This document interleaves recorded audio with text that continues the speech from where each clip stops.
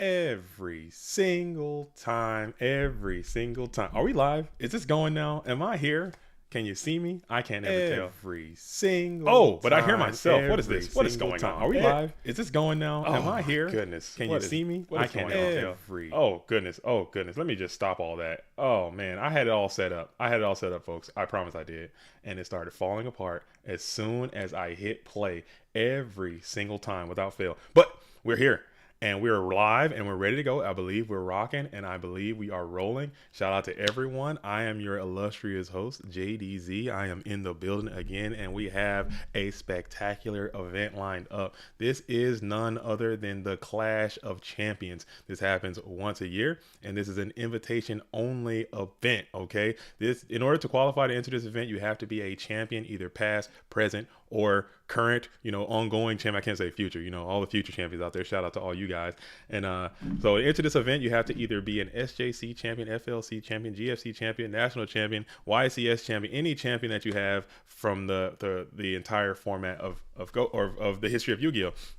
So today, this thing is quite stacked. This field is quite beefy and robust. We have 26 duelists coming in from like I said, from the past, from the present, and the future. We have world champion Delinquent Lefty. Just look at the list. These are all some fantastic, outstanding duelists. I don't have enough time to do the rundown like I wanted to. So my stream kind of fell apart. But you know what? We are here and we are live. I expect it to be a short, sweet, but absolutely stacked, fantastic event all day long. The winner of this event will receive an invitation to the GOAT Format World Championship as well as $100 starting now. But if you want to donate, to that prize pool, let me know and I can hook up a donation link to beef that up a little bit. But right now it's currently sitting at $100 cash and that will go to the winner. So this event should be starting very soon, promptly at 12 Eastern, 9 Pacific time where I am. So wherever you are in the world, thank you for riding with us. Thank you for joining us. It's going to be a splendid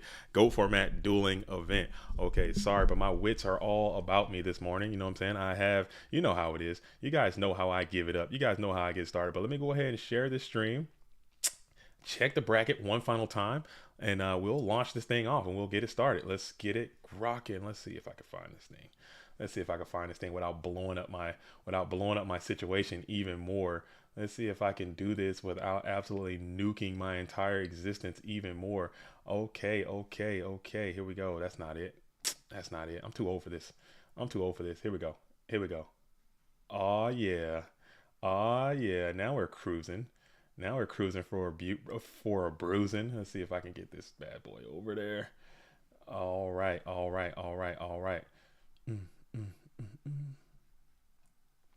If I could get this thing to give me one sec like I said, I have it all set up, man. I have it all. I think that's what it is.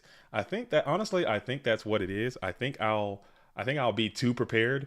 And then as soon as the first bit of calamity strikes, and my plan just falls apart, I just completely collapse.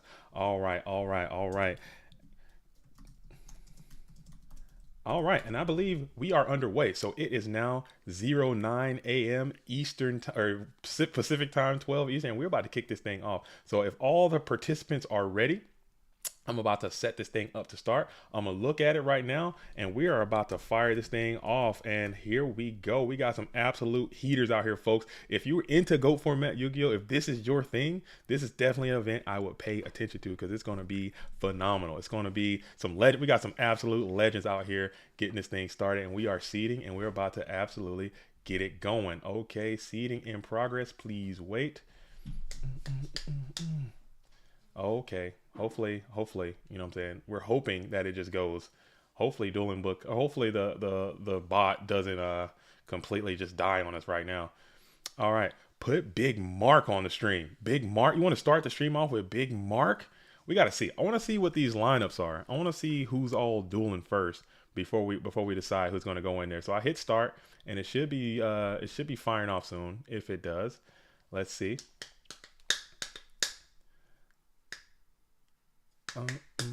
Supposed to be Clash.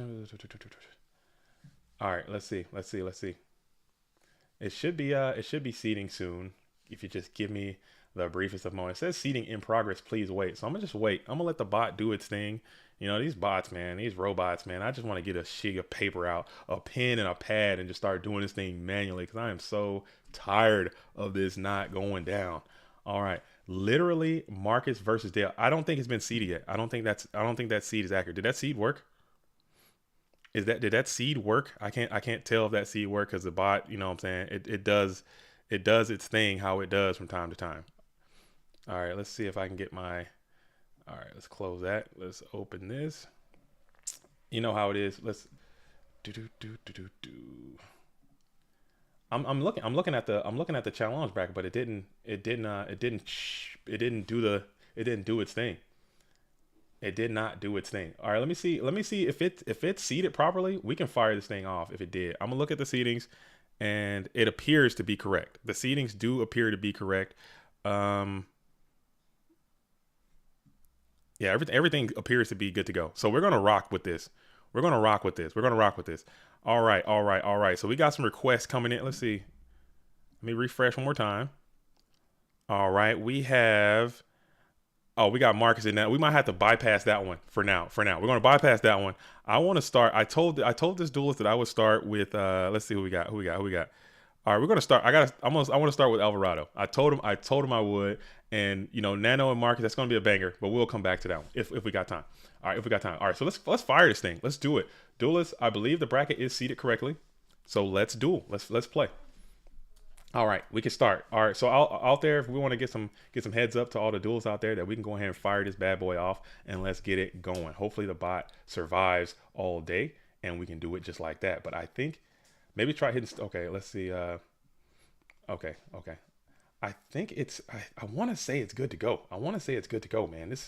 I'm gonna try to hit start again. Let's try to hit start one more time and let's see if that goes. All right. Seating in progress. Please wait. If not, we might have to manual it. I mean, I don't mind doing that too, if that's what it takes. Because I would rather start this thing promptly and let's get it going instead of trying to. The bracket did seed, but I'm concerned that it won't progress and we'll just be sitting here manually updating it all day, which is a smaller event, so it shouldn't be that big of a deal. As I stated, there's only 26 duelists showed up. You have to be a champion to enter this thing.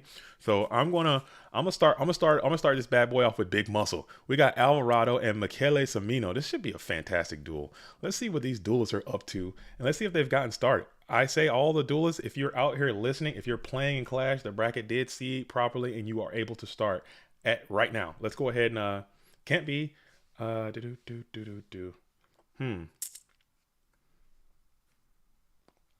the bracket is seated. Let's the newest bracket. Yes, you are clear to start. Shout out to TK. He's going to be holding it down as our head judge out here, making sure. I don't think he's going to have to work very much today because these duelists absolutely know what it is and what's going down. So we should be feeling good. So let's go ahead and fire this bad boy up. Duelists, get your engines revving, get your engines running. Let's go ahead and get this thing started. We have a fantastic day set. And we have a lot going on, man. It's some fantastic games. I wish I could start them all. I wish I could be out here to see them all going down at the same time. You know, like a NFL red zone type beat. You know what I'm saying? But you know what? It is what it is. So thank you all again for joining us. This is going to be a fantastic event. I'm ready to get it started. My body is ready. How you guys feeling out there? How was your day? How was your dueling week? How is your dueling life? How's everything going on with you guys out here as we are tuning in for the 3rd annual Clash of Champions? Ivan Rosito is your current reigning champion, trying to defend the title. As we are tuning in for the 3rd annual with this. What is happening here? What is going on? My production is way down today. All right, so I believe these duelists have been fired off.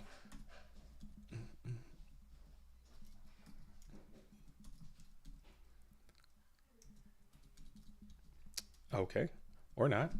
Man, so many good games. It's so many good games out here. I don't know where to take it. So you guys out there, the field reporters, make sure you're doing your due diligence, throwing me some invites on where we should go. You know, we got some right now. We got Moxies versus FDS. That's going to be a good game right there. We got Cimino and Alvarado. That's kind of where I wanted to start. We have Delinquent and Impact. Impact coming in as the 2012 YCS Toronto winner, coming in facing off with the GOAT format 2021 world champion. We have the Nano coming in after a long break, FLC champion versus GFC champion in that game number 4. AJ Hussein is the Irish national champion versus Dale. Everyone knows who Dale Bolito is, coming in back again, SJC champion, FLC champion in the building. We have Ronak putting down the Edison just for a little bit, just for a brief moment, coming back into the GO format, playing the, doing his thing, winning FLC, and Crash Vote is an SJC champion as well. Pro weight GFC champion. I just had that duelist on the program a couple of days ago, talking about his GGP victory versus Art Zone, who's coming back again as well. GFC champion versus John Wick, who is SJC champion, very prolific duelist, still getting it in. P-Tran is one of the only two-time FLC, two-time GFC in the building, as well as MB Nasty Beast, number 96, FLC GFC champion versus Indoors GFC champion, two-time GFC champion. SDL Killers facing off with Marcus Hayden, who is a YCS champion and I believe two-time GOAT Grand Prix winner. So, man, there's some fantastic duels out here getting it in today.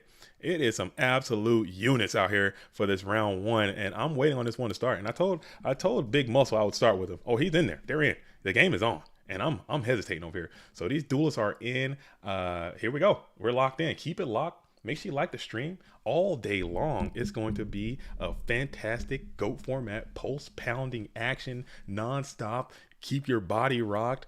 Keep it locked all day. In the blue corner, we have FLC champion versus FLC champion, Cimino and Anthony Alvarado. Anthony Alvarado also SJC champion in GOAT format. You know what I'm saying? We don't have a lot of those either. Yeah, keep it in mind, you know what I'm saying? This duelist has been playing GOAT format since GOAT format was GOAT format, winning then and still winning now. One of my favorite duelists in the whole program we got going on here, but no slouch to getting Dublinski's. It's Cimino. He is the actual reigning birthday bash GOAT format World League champion as well. Alvarado comes out with the upstart Goblin with a robust T set before throwing it back over to Cimino, who does the thing with the Thunder Dragon, adding 2 from deck to hand. We do have the bingo going as well. I just didn't have the time to pull that bad boy up. As soon as there's a break in contact, I will reveal the bingo and we can see exactly what it's going to be. You know what I'm saying? I'm doing my very best to keep this thing underway, but you know what I'm saying? Life is just going to happen to you nonstop, and it's going to keep happening. All right, so Michele is going to drop the Nobleman. We're going to get those spies out of there. It appears to be a Chaos Turbo mirror. If you don't like Chaos Turbo, this event might not be for you. It is the best deck. These are some of the best players. The best players are going to play the best deck. That's just how it is, you know what I'm saying? So what we call spice, it might not be detected in this event. However, you know what I'm saying, what you call strong technical play and absolutely getting after it, you're going to see a lot of that in this event. So stay tuned and keep it locked. All right. Cool. All right, we're chilling. Are we underway now? I can kind of calm down. I can kind of calm down. What's the over under on how many times what we got, Matthew Martell? Sorry, chat section. I've just been underway trying to get this bad boy going. We're in the fight now. We're ready to go. So now we're looking good. All right, Pot of Greed is going to be played from the blue corner, as you want to see it. 6 cards in hand with 1 set mon, and we're going to just set another T. Just another T set is going to come down from the blue corner, passing it back all over to Cimino, hailing from Italy. Alvarado doing his thing from the U.S. base player. And we're going to flip the Night Ass. Night Ass is going to do his thing on this T set. Let's see if that goes through. And it does, hitting the Magician of Faith, finding that Maggio de Fella into the bin, as it often does. Man, my fates never resolve. I don't know, it must be something I'm doing wrong. Whenever I put that damn card on the field, that bad boy does not activate, period. It just won't. That thing will find its way to the bin or to the banish zone in every inexplicable way that you can imagine. All right.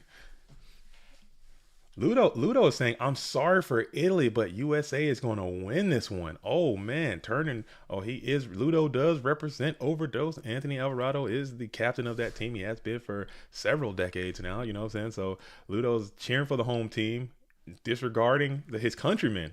I can respect that. I respect that. This is loyalty over here. I like that.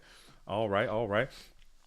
King Vegeta. Hi, I play Edison, but I've been interested in trying GOAT. I like decks where I'm constantly plussing. I'm always ahead of my opponent. So what deck in GOAT format is perfect for that playstyle? King Vegeta.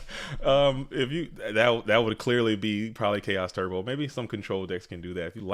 If you specifically like playing the plus and minus game, I would probably play either Chaos Turbo or playing like Go Control or Chaos Control kind of thing, because that is a very viable strategy. Just getting pluses, but just play both. You can play GOAT format and Edison format. It's fine. You can do both. It's welcome though. Keep playing. Do whatever you want to do. Play whatever you want. I think Night Ass is a lady. Oh, that is right. That is right. That is true. You're true. Just say when. You're true, Just Say Win. Baker's Man is back in the building. What are we baking today, Just Say Win? What are we baking today? What's on the menu today? I need a sourdough. I need something tied in knots. I need some knotted sourdough with some roasted cheese on top. You know what I'm saying? I need a pick of that going hard today, Just Say Win. If you want. Yeah, it is CS. It's actually Gravekeeper's Assailant. Gravekeeper's Assailant and Night Assailant, same card. Gravekeeper's Assailant is in fact a female. All right, coming on in with Sangan and Kaiko. Every single time I see that Kaiko on the board, that mad boy is getting snatched and he's working against me. I'm so sick of it. I'm so sick of Kaiko and all his nonsense, but it is what it is. So we got main phase 2. Michele has the snatch deal on the Kaiko to Ghost Destroyer. We have Kaiko, Sangan, and Harmony swinging in at the SJC champ.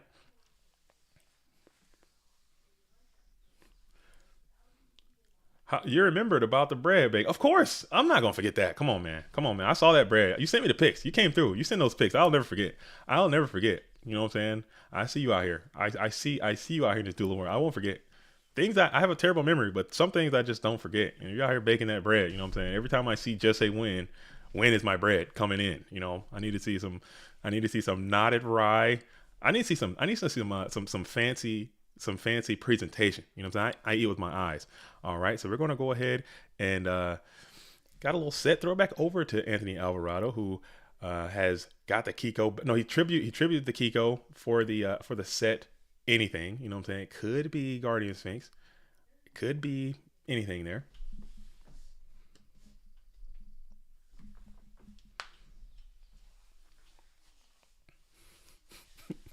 Sounds like I gotta up my game. Oh yeah, I need presentation. So we got a strong carrying breaker coming on out. I love this move as well. This doesn't happen too often, but we got breaker packing. It's going to go ahead with counter and it's going to swing in, which is nice because you don't have to worry about that pesky snatch still because it's already been utilized by the red corner. And now he's just a strong with counter breaker passing it back over. Well, actually, we're going to park it there in main phase 2 for a little bit and think.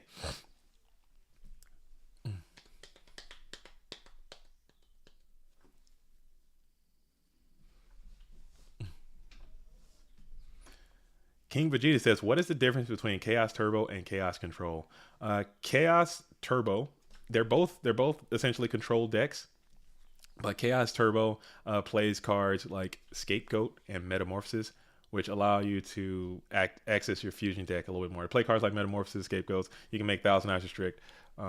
Sometimes they're a little bit more aggressive. Sometimes they could play more flips as well.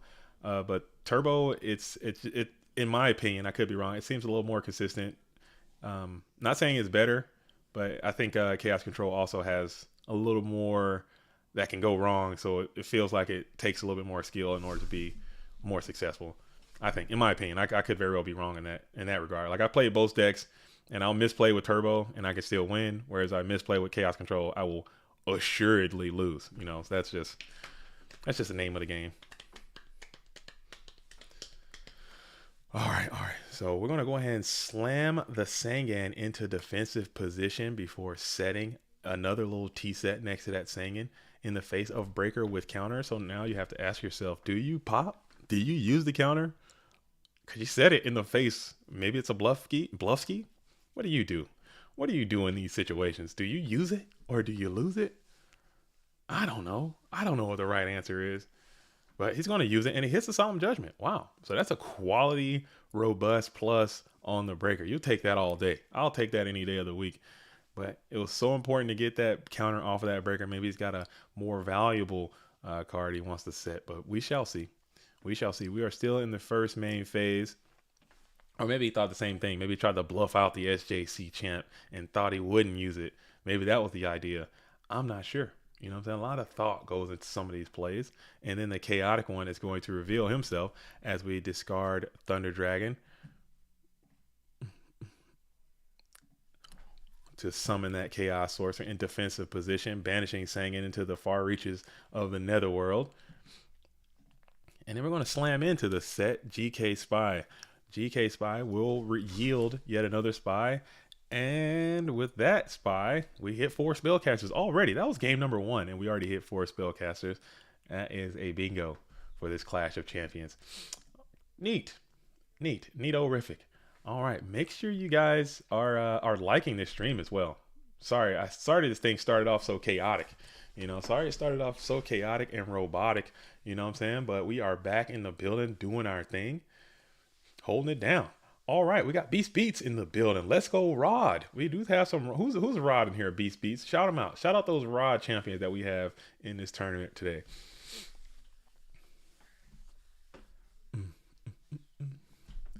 All right, so the chaotic one is going to go ahead and banish the GK Spy as well before battling in for 16 coming on in, and it will connect.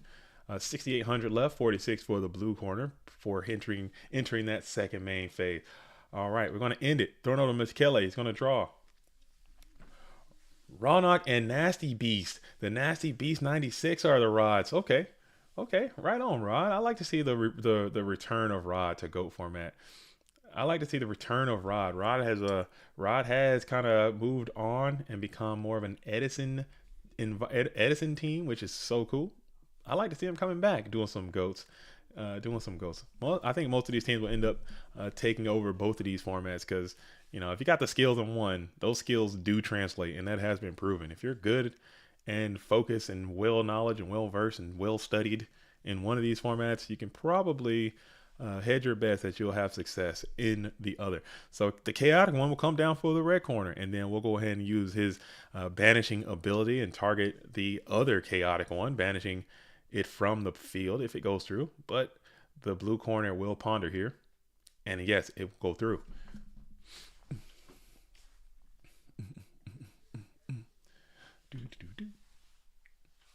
Neat.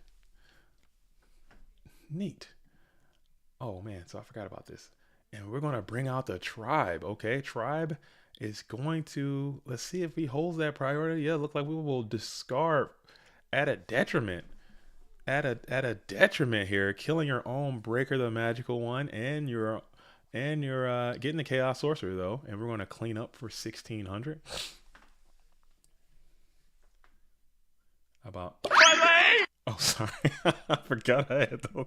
Can you guys hear that? Oh man, sorry.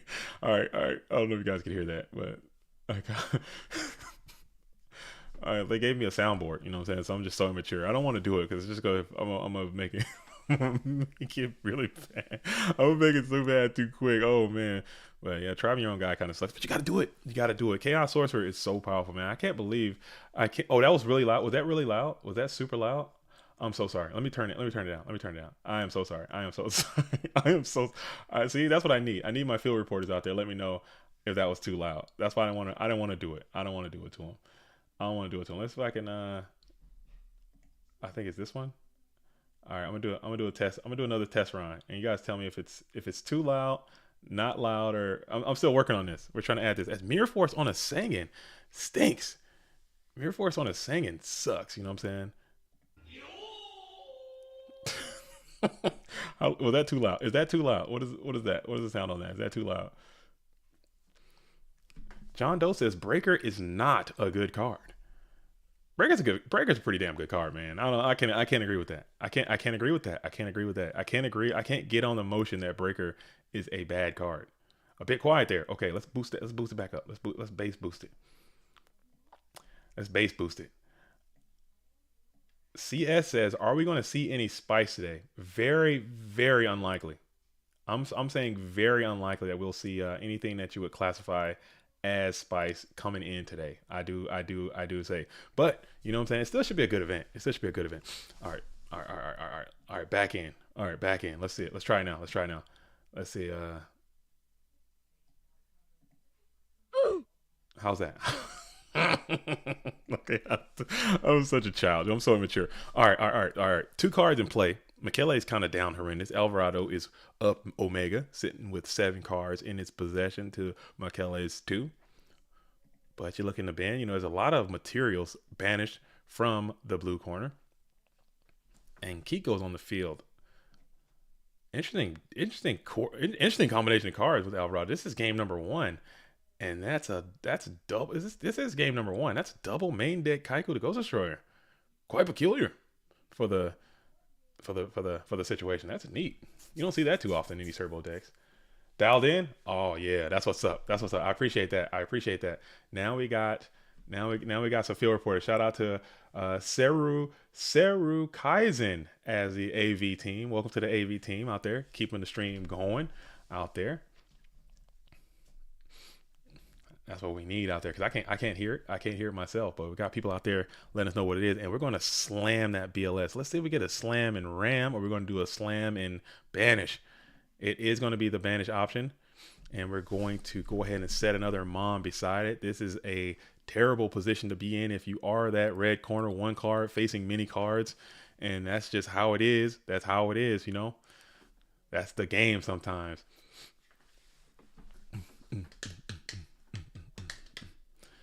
All right, so we're thinking about it. Still in that first main phase. We want to flip that Magician of Faith. Magician of Faith is going to grab back MST or Pot. What are you getting here? It is going to be the Pot of Greed. No need for that MST. And we're just going to TT Splash. And we're going to say no to that, costing 2,300 life points. Getting 2 more cards. Yikes. Alvarado's board state is basically the board state I want to be in most of the time. I think that's a fair assessment, King Vegeta. I think that's a fair assessment. Like, I hate being sacked. You know, I love being the sacker, if that makes any sense. I love just obliterating my opponent sometimes, because it makes it way easier when the cards come your way and flowing and stuff. And when you're up, you know, 6-1, 9-1, sometimes it's kind of hard to squander a lot of those, but you know, it is what it is. Michele has the fighting spirit. He's not going to just scoop it up. Just get more information. You know, get more information. See what cards your opponent has access to. You kind of want to let these games go on as long as they can. And that one went on for as long as it could. And Anthony Alvarado will take game number 1. Okay, but in the meantime, in between time, as those duels are side decking, I'm going to pull up the bingo so we can see what it is, what we got going on here. This is the bingo for today. I don't know if you guys can see that in its full magnificent splendor, but here's the bingo for today. Okay. Oh, it's a little too big. Let's move that. Let's see. Let's move it up a little bit. There we go. All right, so here we go. Same kind of, I didn't have enough time to make all new ones. The only really new ones that I added to this week, we added the Spirited Away. Okay, Spirited Away. I just want to see a spirit monster. I want to see some spirits into this scene. You know, Tsukiyomi, Ashura Priest, you know what I'm saying? Dark Dust Spirit. I just want to see some spirit monsters. You know, that's what it is. And I got the BLS, the Terminator BLS coming out. And I think we just got that one as well. BLS coming out, sealing victory for the game. And everything else is kind of ones we come to know and love. Some of our fan favorites that you guys come to recognize. So I'll go ahead and update that. Let's see. Blue had 10K. Blue had 10K. Oh, okay, let's pull that up then. Let's pull that up. Let's pull up the real bingo. Let's say Blue had 10K. I must have missed that. All right, let's see if we can.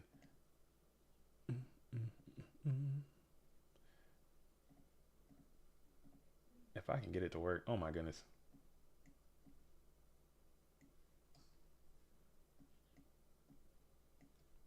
Or not. I guess not, boys. I guess we'll never know. Here we go. Okay. So we had Terminator. Somebody got terminated already by BLS game match number 1. I thought that one would last a little bit longer. And then you said we got a 10K already? Good grief. And then we also had the 4 spellcasters. Okay, cool. Man, we're cooking already, and we are back to the action. We are back to the whoa, what is this? What is going on? Oh my goodness. Oh my goodness. What is this? What is going on? Jeez Louise, man. I need to make those buttons a little further away from each other. That is just impossible. All right, so we are up a game. Alvarado did win game number 1. There we go. All right, cool. Man, that's impossible. That's impossible how impossible those buttons are close together. So Alvarado comes on out after the T set, and we're going to hit the Delinquent Duo. Delinquent Duo is going to go ahead and rip the Tribe Infecting Virus, and it's going to go ahead and rip the Kiko the Ghost Destroyer. 2 Mons in the bin early and often. Delinquent Duo, hate to see it. I do not enjoy that card at all, as you all know. I was looking up prices for Chaos Turbo, and I just saw Delinquent Duo's price. And it should theoretically go down ever so slightly with the reprinting of the 25th anniversary thing. More duos should be in circulation, so that price should decrease. But it is quite expensive, and that's probably one of the more expensive cards that I would say is like a true staple, that you kind of have to get. And yeah, you can find. I think they have like super rare ones. They have secret rare ones. They're slightly more cheap. But if you're like one of those, gotta have the highest rarity type individuals, then you might be out of luck. When it comes to that kind of thing. All right, so we got Sangan. Sangan's actually going to come out with a Mighty Swing and clear that set Sinister Serpent. We're going to set another Mon in the face of this vicious Sangan before throwing it back over.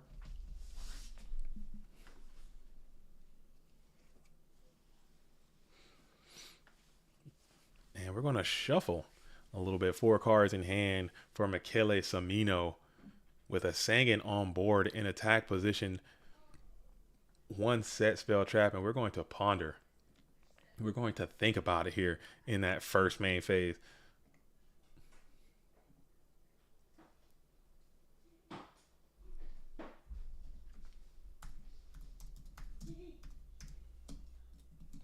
In that first main phase. Okay, we got Scully in the building. Is going to come on in a little bit later, so that's neat. That's neat. We'll get our president and CEO coming on by to come on in and say what's up to the GOAT world. I think that'll be neat. All right, so stay tuned for that. Keep it locked. Don't go anywhere. I have some special announcements coming up too, so we'll do that.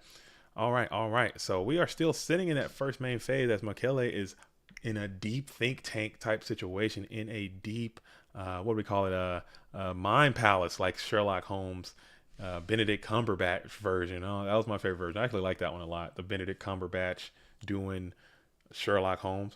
But it's going to come on out after a long delay. We're going to go ahead and just rip this Graceful Charity now.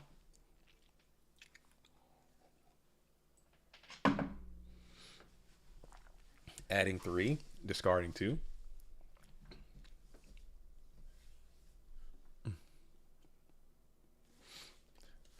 And we're going to send the Serpent. So it does hit the Serpent. It does hit the Serpent on that Graceful Charity, unless he already had it in hand.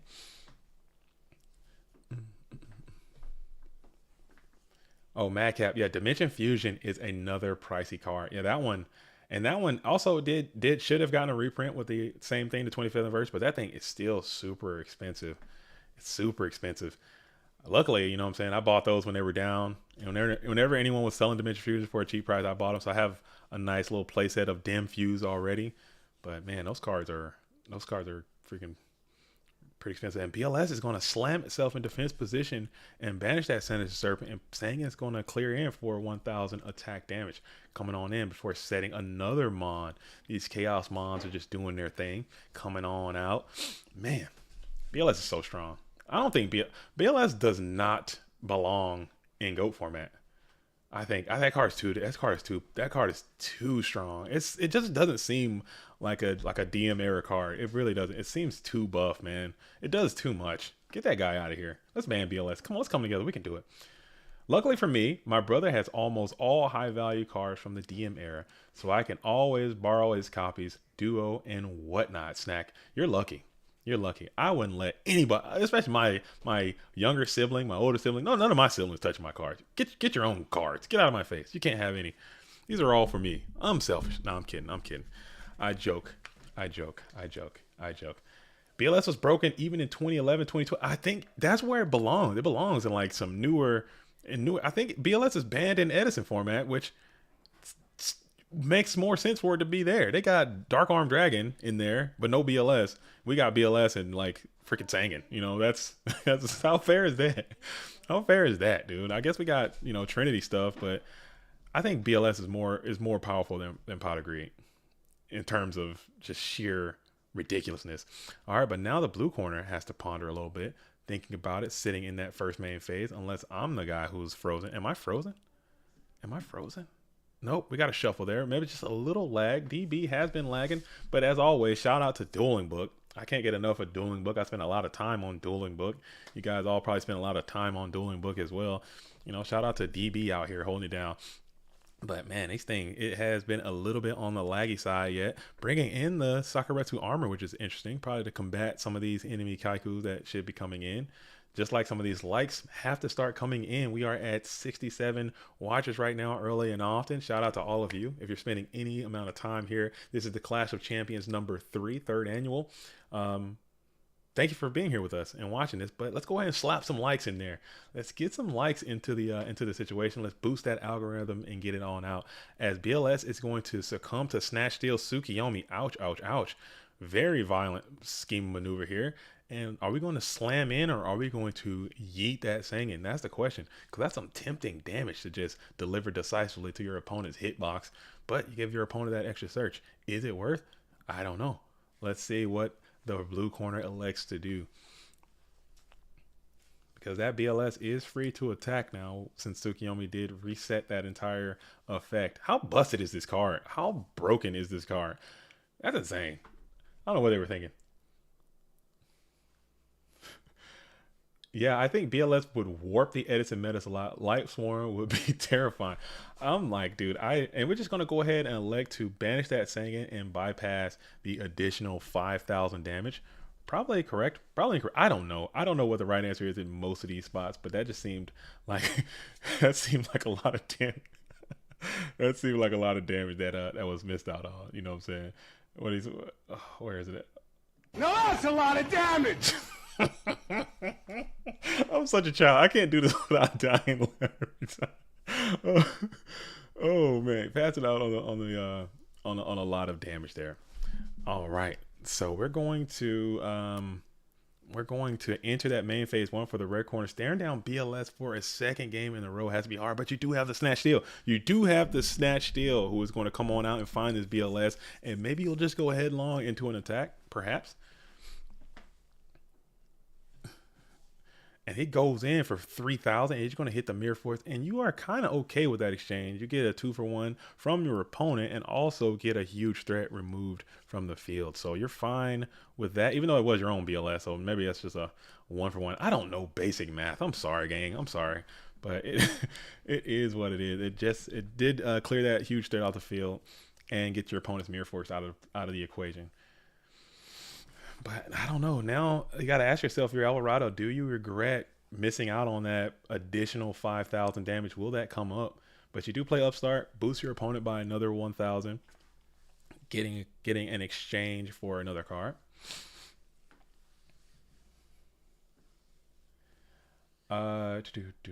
Is Tsukiyomi a man or a woman?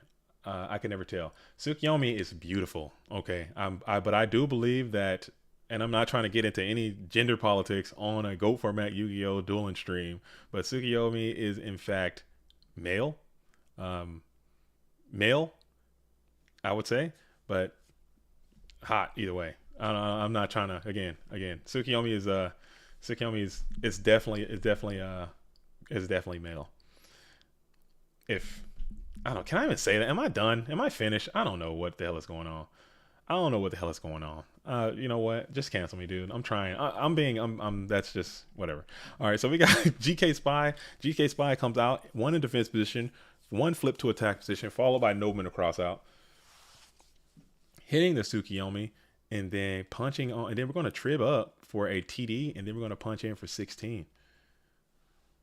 Both duelists kind of being patient, just feeling each other out, not going for those big haymaker blows. I would have been way too tempted to send both of those, send that spy in as well and get some quality bulky damage out, another 1200 off my opponent. But again, that's the mistakes that I make sometimes. Maybe these duelists kind of know the vibes and they're just kind of chilling a little bit on the super aggression, but I would have sent that spy in there for another 12, and then I got absolutely lamb blasted by this Kaiko that goes astray. So maybe I am Michele is so much better than me. I would have lost right there too. So good for Michele. He will go ahead. Kaiku though on the field in attack position, feeling strong, getting rid of that Darkmon, shutting off Chaos. Very neat, very cool. Snatch Steal is gone, so you don't have to worry about this card working for your enemy unless some shenanigans comes down with a Snatch Steal, Magician of Faith kind of situation. Magician of Faith into Snatch Steal kind of shenanigans that can go underway.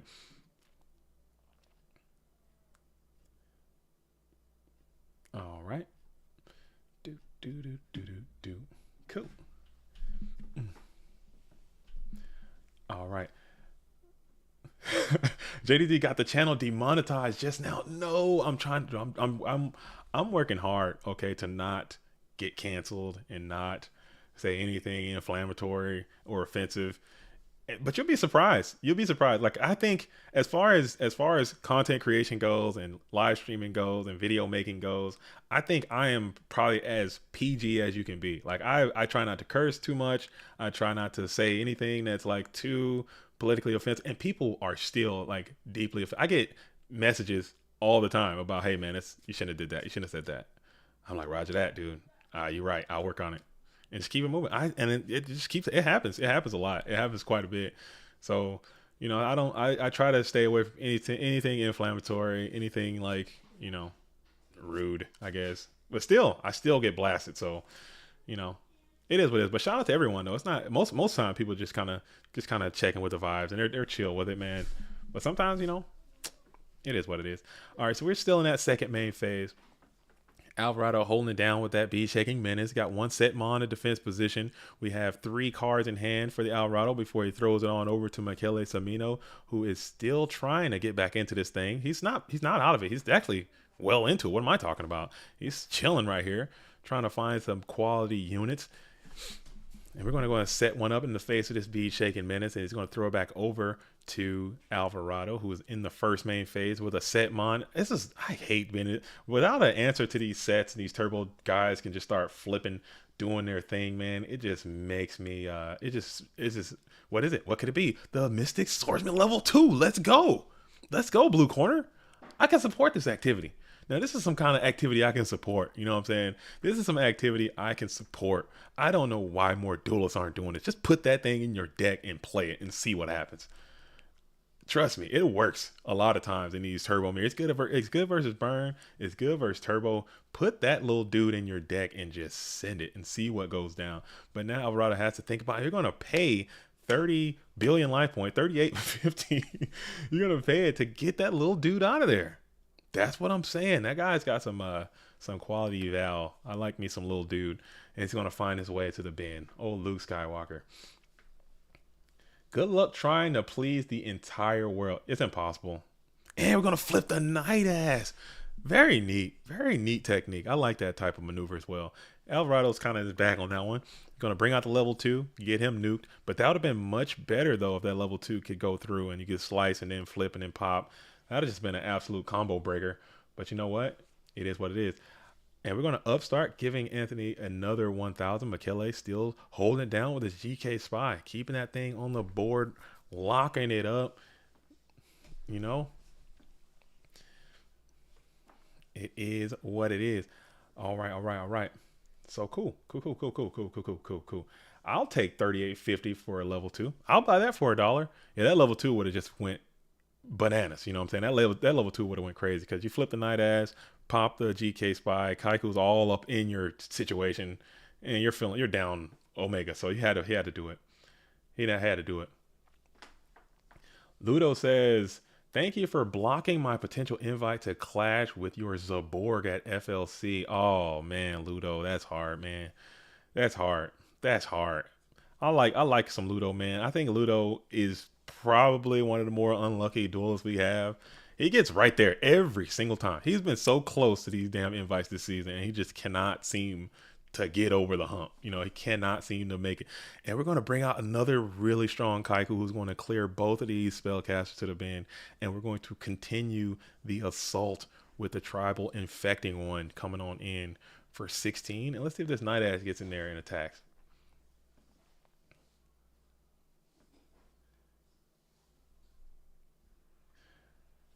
Yo, Rui, what's up? Yeah, long time no see. Waiting for part 2 of the 25th anniversary open box. That's okay. You trying to get the Trihorn Dragon? Like, I want to so bad. Konami, they got after me, man. Cause you saw the opening, and I opened abysmal, dude. I opened so bad. The cards I got, they're still sitting right here on my desk. They're still sitting right here. I opened so poorly. Double Vampire Baby, Red Moon Baby, Vampire Baby, whatever the hell that damn card name is. 2 of those, it just really frustrated me. I'm like, you know what? I got that dog. I need to get back in there and get some more. I need to spend a little bit more money and get a little bit more Konami bucks and do another one. If you guys are really interested in that, I will definitely go for some more. I don't mind. It don't cost that much. And we're going to trib up for the Thunder, and we're going to battle in with who's going to swing in first. Yeah, see, it says it used to be Red Moon Baby, but now it's Vampire Baby. I wonder what the story behind that is. I'm sure there's a story behind that. And Night Ass is going to go ahead and do its thing and pop that Thunder Dragon. Nice coordinated attack by the blue corner, I like that. Keeping Tribe on the field, which has a little bit more Val than the Thunder Dragon. Red Moon Baby is literally Goyo, but with a horrendous stat line. Yeah, you gotta get that Buster Rancher Red Moon Baby combo out there. Get after it, dude. Get after it, duelist. You can do that. But what are you gonna take that's worth a damn? They're already gonna get their flip off. You're gonna get their spy anyway. They're gonna get their Magician of Faith. What are you attacking that is so Red Moon Babyable? Tribe? Maybe you can attack this tribe. You get tribe back, and then they just BLS your ass anyway. So what are we doing, Red Moon Baby? You're just wasting time. You're delaying the inevitable. It's like, they're just gonna sork him. They're gonna sork the hell out of the tribe and sork the Red Moon Baby and your Buster Rancher every single time that's gonna happen. So, what are you doing? What are you doing? All right, so we're in the first. You're gonna have your Red Moon Baby out. You're gonna take over their Sangan, and then he's gonna BLS your ass, and then that's gonna be it. It's just how it's gonna go down. All right, we're gonna make another Chaos Maneuver. It's gonna happen. Chaos Maneuver. Who is it gonna be? It is the Sork. And we're looking to go for game here. Let's see if we're coordinated attacks. And we're going to attack in with the Sork. Sork is going to hit the GK Spy. And that's going to be GG's. GG's. So Anthony Alvarado will move on in round 1. This is double elimination, so you have to lose 2 to be out of this. Shout out to both of those duelists. Anthony Alvarado will take game match number 1. All right. Okay, cool. So that was SJC Anthony Alvarado. And additionally, I do have some additional shout outs that I must give. I need to take some time to shout out to young Emily Alvarado. Okay, shout out to Emily Alvarado, who achieved mastery in her ELA and FSA exams. Those are some standardized tests we have in the United States. This future duelist, out there getting busy in school, doing great things. So shout out to Anthony Alvarado. Shout out to Emily. He's another one of my, there's not a lot of fathers in this neighborhood. So, we like to support each other, man. His kids are doing great. He's doing great. And we're all doing great. Okay, we are still in round number 1. I believe all these matches are kind of finishing. We are kind of rolled on to round number 2. But I'm going to jump back over to this first match of our round number 1. I want to see what these FLC champions are up to. We're going to tune in to see what Moxies and what FDS are doing. Those are 2 matches that are still in that first round. And we're going to see what's going on here. Okay, so FDS is up $1 billion, okay, in this duel, doing his thing. I'm so proud to see this duelist out here playing. I know this duelist and I don't always see eye to eye, you know what I'm saying? Everybody's not for everybody, but I do have a deep respect for what this duelist can do with these cards when he's actually motivated to play this game.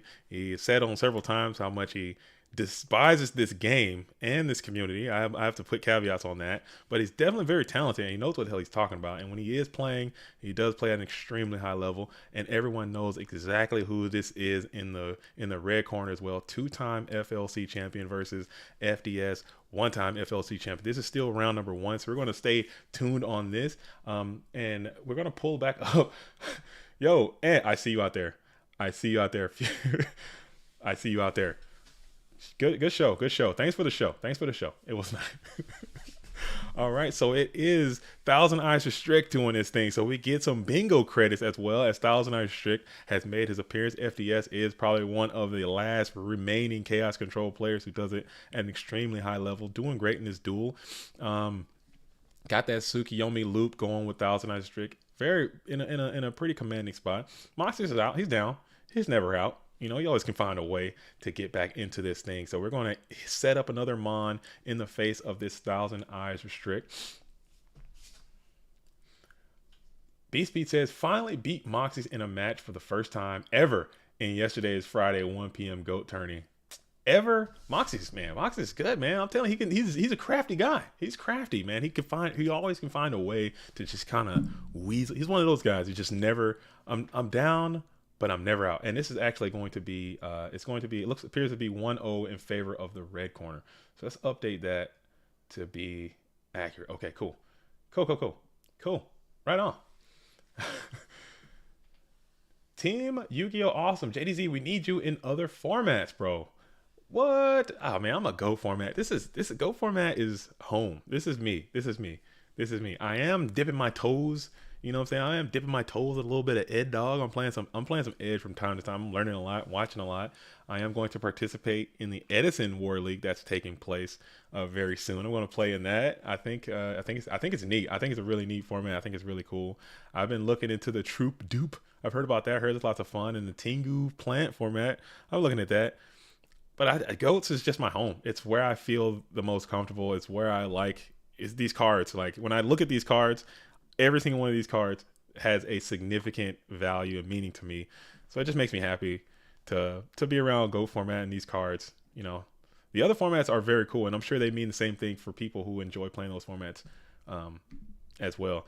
So FDS is doing his absolute thing with his Thousand Eyes Tsukiyomi lock, just gaining advantage. Moxies has to find a way to break this loop up. You need something. All of your quality units that you use to break this kind of thing up are already kind of in a band, being your Regeki break here, this Ring of Destruction.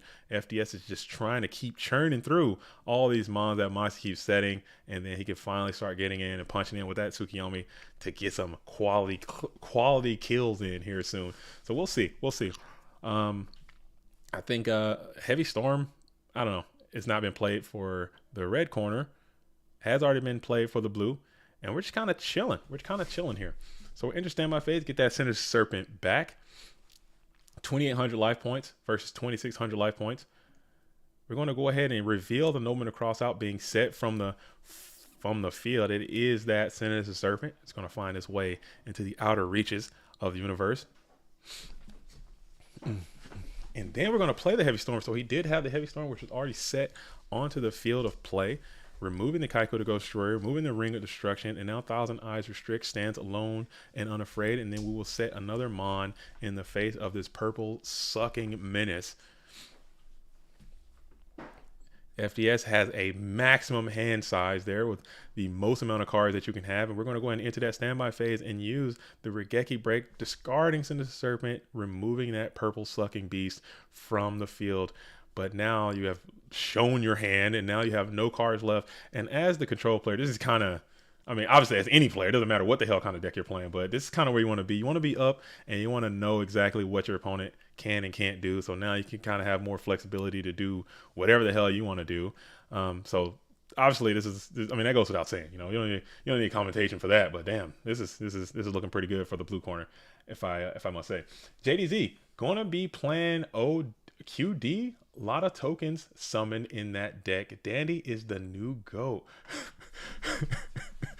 Maybe. Like I said, I've been looking at a lot of different stuff. I've been looking at a lot of videos and a lot of tournaments and stuff, and watching a lot of streams and seeing what everyone's on. I don't know how to play at all, you know, but it's gonna be fun. It's gonna be interesting to learn new things. And we're going to flip the Magician of Faith. And Moxies is trying to crawl his way back into this duel, getting another Graceful Charity activation. Another Graceful Charity activation. And we're going to discard. What's the toss out going to be? Obviously, probably going to be that Sinister Serpent. That Sinister Serpent's probably going to go. But the question you have to ask yourself, his BLS is already gone too if you're the blue corner. So you got to be feeling great still if you're the blue corner. You have some chaos units left. You have a lot of stuff going on. So you should feel pretty fine if you're the blue corner. Moxie's best cards are already kind of finding their way into the grave.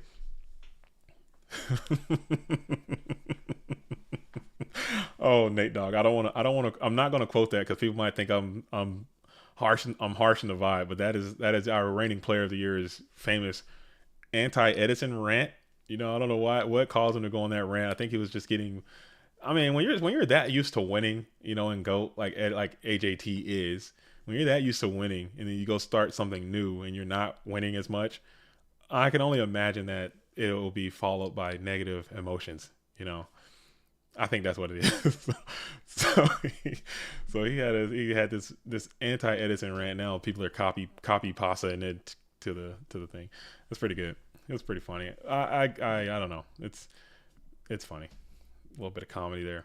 Okay. All right. So we are in the standby phase for the blue corner. He's going to ponder here for a brief moment for checking the grave a little bit. Let's see what we got here. We have lights. We have darks. We have a lot of quality cards left. For this blue corner, as this Magician of Faith is sitting alone and afraid in attack position. One mighty BLS stroke on top of that Magician of Faith, and this duel will conclude. BLS is already banished for the blue corner as well. Never mind. I did not see that. So never mind. There won't be any BLS making an appearance here. It's going to be a grind to the finish, looks like, as we check both duelist decks, and they have 9 cards left for the blue corner, 12 cards left. Or 9 cards left for the red corner, 12 cards left for the blue corner.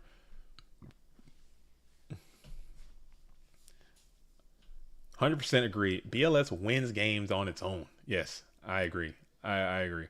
I think BLS is too damn strong for GOAT format. Period. People might not agree with me. I think they're just because it is the format. It is a format defining card. When it came out, I don't know what the hell they were thinking when they printed the damn card in the first place. That and Chaos Dragon were too strong then. It was too strong then, and then it took years to even come out with another card that was even almost as strong as those two cards. I don't know what they were thinking. Maybe they just wanted to sell some packs. Maybe they just were tired of the game and they just wanted to break the damn game. I don't know what they were thinking. But BLS is too damn strong to be a GOAT format DM card. It's insane. So yes, it can just. It can just, you put it on the field sometimes, like that's my theory. That's why I'm able to, if you watch some of the videos I make, I'm able to make like these really wacky wazoo decks, and I just get on the ladder and I'll lose sometimes. But if you just have BLS in your deck and Pot of Greed and Graceful Charity, you can just win no matter what other cards you have. And that's my theory, BLS theory. You might not win as much as the Chaos Turbo decks and the Chaos Control decks and the Warrior decks, but if you just have damn BLS in your possession, at some point you're going to win, because that card by itself, it doesn't matter about the rest of the cards as much. You won't win as much, but that's get BLS in your hand, get it on the field, and sometimes that's just good enough. Okay. Yu-Gi Legend 15. Let's go, Moxie. Let's go, Rampage. All right, DGZ forever. DGZ Rampage in the building. And we are checking the opponent's graveyard. FDS, very meticulous at his approach. Again, this duelist is quite skilled. Quite skilled. If we could just figure out a way to just have this duelist just fall in love with the game, or really like enjoy Yu-Gi-Oh! Or Go format Yu-Gi-Oh! I think he'd probably be a very, like, if he played every event, I think he'd be one of the very best players that we got. He's that strong, he's that talented. But the motivation is definitely not there. This duelist cannot stand this game. Which brings me my question. Usually I ask you guys to send me questions. I ask you guys this question of the day. This is my question of the day to all of you that are watching. why do you play this game in any format, whatever format you play, current format, edit format, go format, Yu-Gi Kaiba format? Why do you play Yu-Gi-Oh? That's what I want. I want to know, because it just was kind of dawning on me. Like, I talk to a lot of people in the community. I hang out in a lot of the Discords and stuff, and I see people talking about Yu-Gi-Oh a lot, and it just made me ask, like, why do you play Yu-Gi-Oh? I just want to know, because some people treat it like it's like a hassle, like it's something that they don't want to do, but they just must do it, like they're beckoned, like it's like, oh man, like paying taxes, you know, like, oh man, I don't want to do this, but it's something I gotta do, so just dragging yourself through it. I don't know, man. I don't know. I was. It just seems like that's sometimes the vibes I get. It keeps me from drinking on the weekends. Oh damn. That's deep. Night moves. Got the right moves in there. Keeps me from drinking on the weekend. That's funny. Encourages me to. Oh, Scully in the building, man. Scared the hell out of me, man. There's got to be like we gotta start putting a bell on these comment section things, man. Because every time somebody comes in there, I get so scared. Scully, what's up, man? How you doing? Good. How's it going? I'm chilling, man. The stream is looking great. We're feeling great. This is Clash. We got FDS in the blue corner. We got Moxies over here. I just asked a question, like, why do people play Yu-Gi-Oh? What's the call? What is the call? Why do you play? Why do you play, Scully? Nostalgia, addiction. Right on. Just straight up addiction. I don't think I can stop. I think I'm just like compulsed to play sometimes. I think I'm just I can't stop now that I'm in. Joker's Oblivion says, I play Go Format because I loved it as a kid and I still enjoy it. It brings me back to the kid inside of you. Just a simple hobby.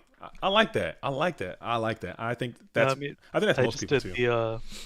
The GGP with Yada Yada and John Wick, and we talked about that a lot during we got back to the hotel, like it was like 1 a.m. almost. We're ordering food, and John Wick goes, "So we're gonna play, right?" And yep, we just pulled out the cards and kept playing after the full day of playing at the tournament. How great was that? How cool is that, right? Isn't that cool? Doesn't that feel good?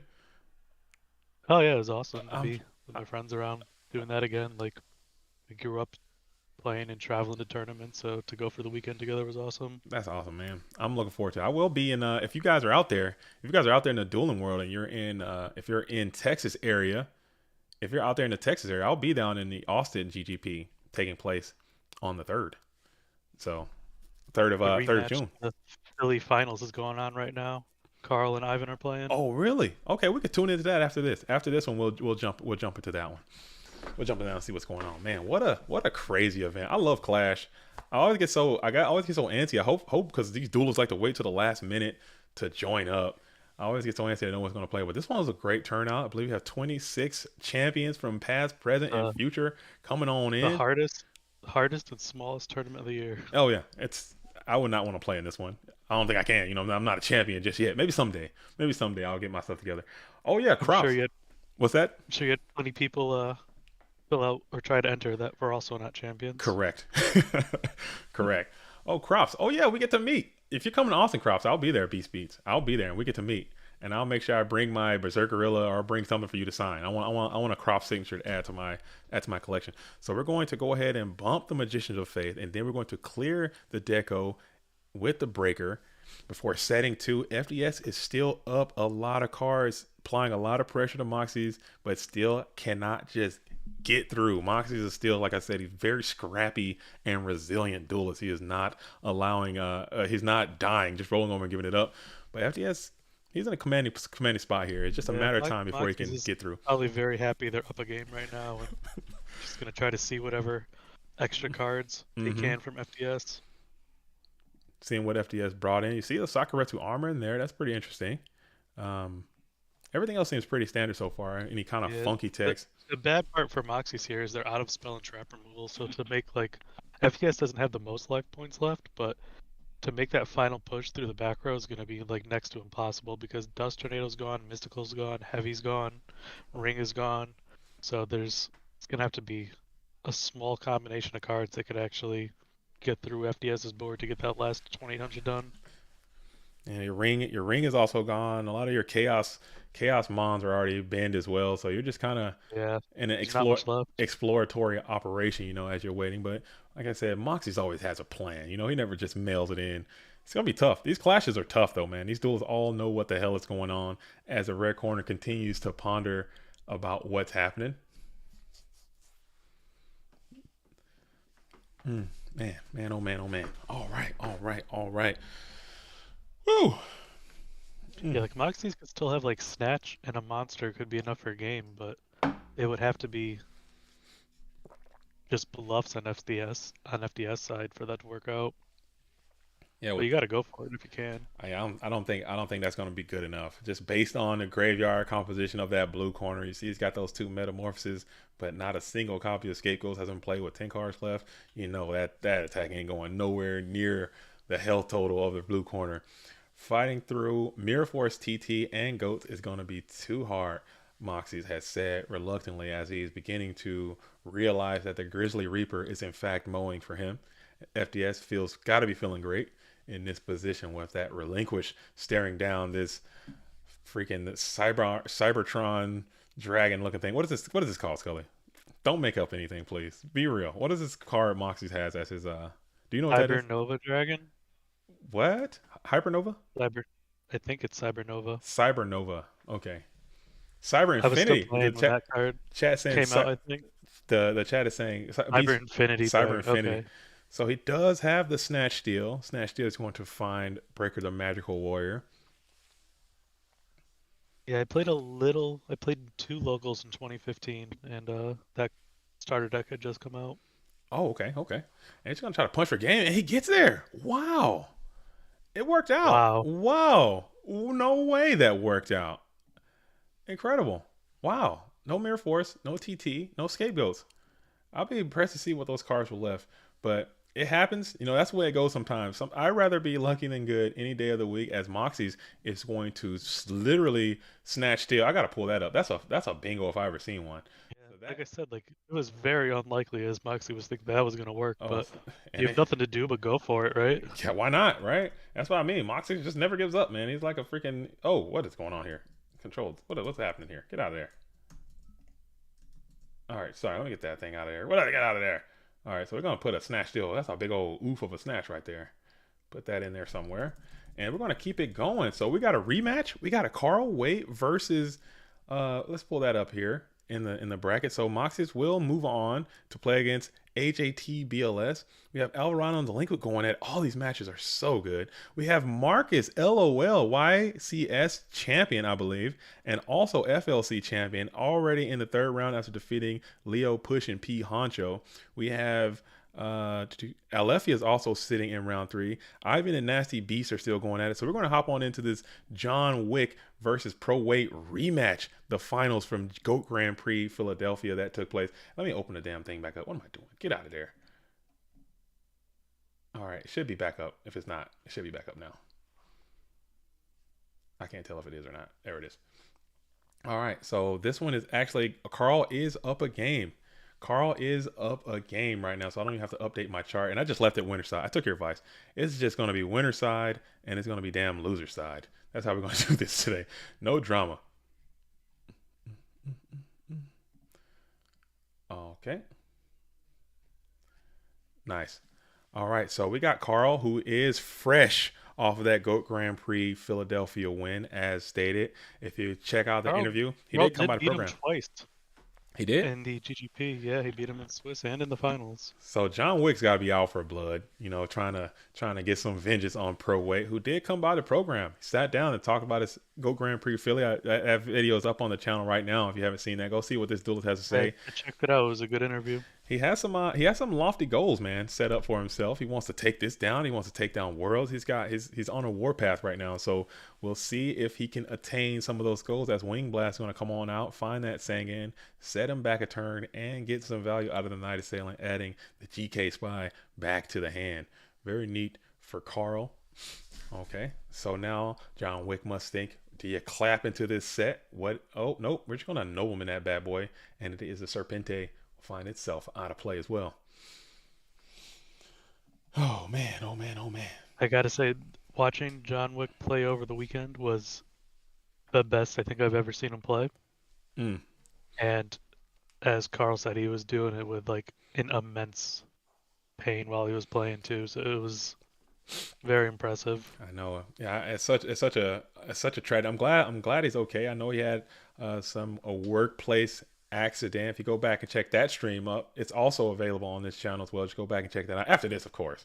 You know what I'm saying? Just come keep your goat palate satiated and go look at that entire goat grand. He had a hand injury, so he had to play that entire event.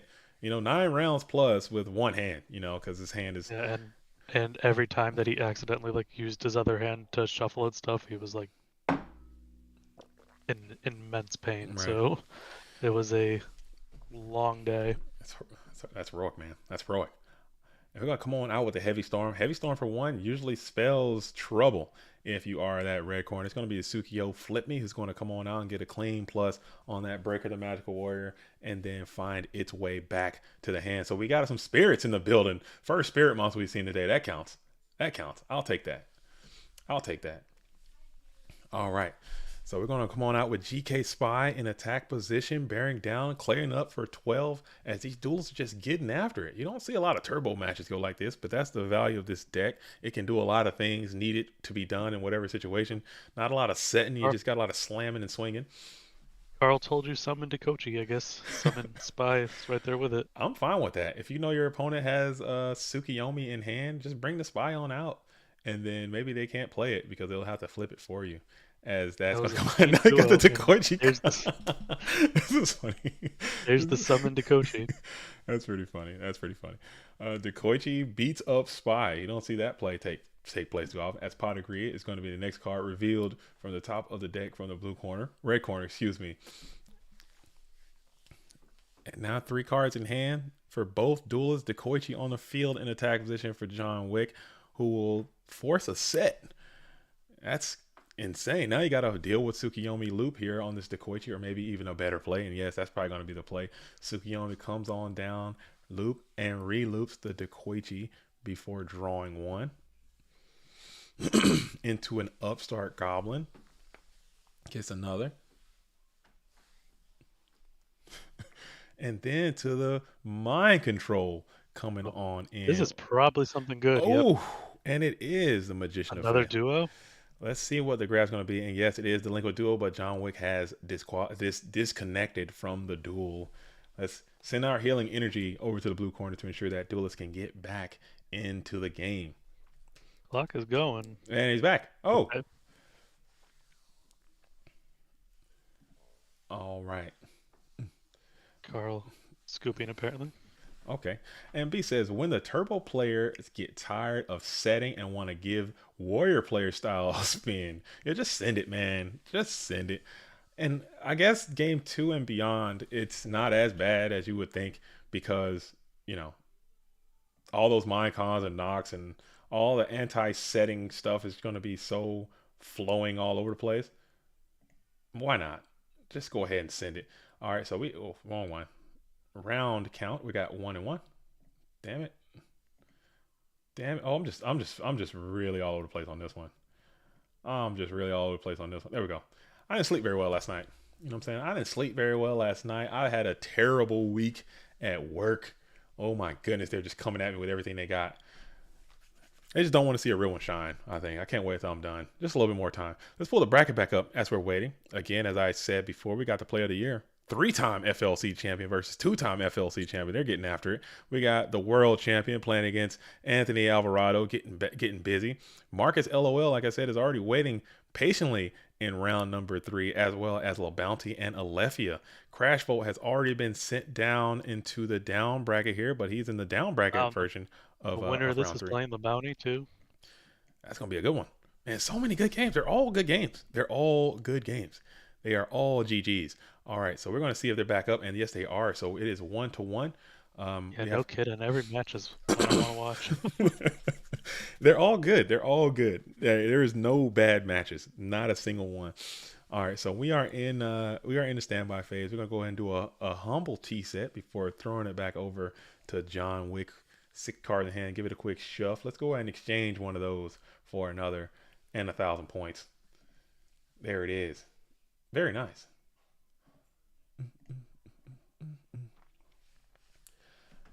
Some Undefined says, can we watch Alefia? Alefia is a fan favorite. He is in round 3. Okay, maybe after this we'll see if that duel has started. If not, we'll see.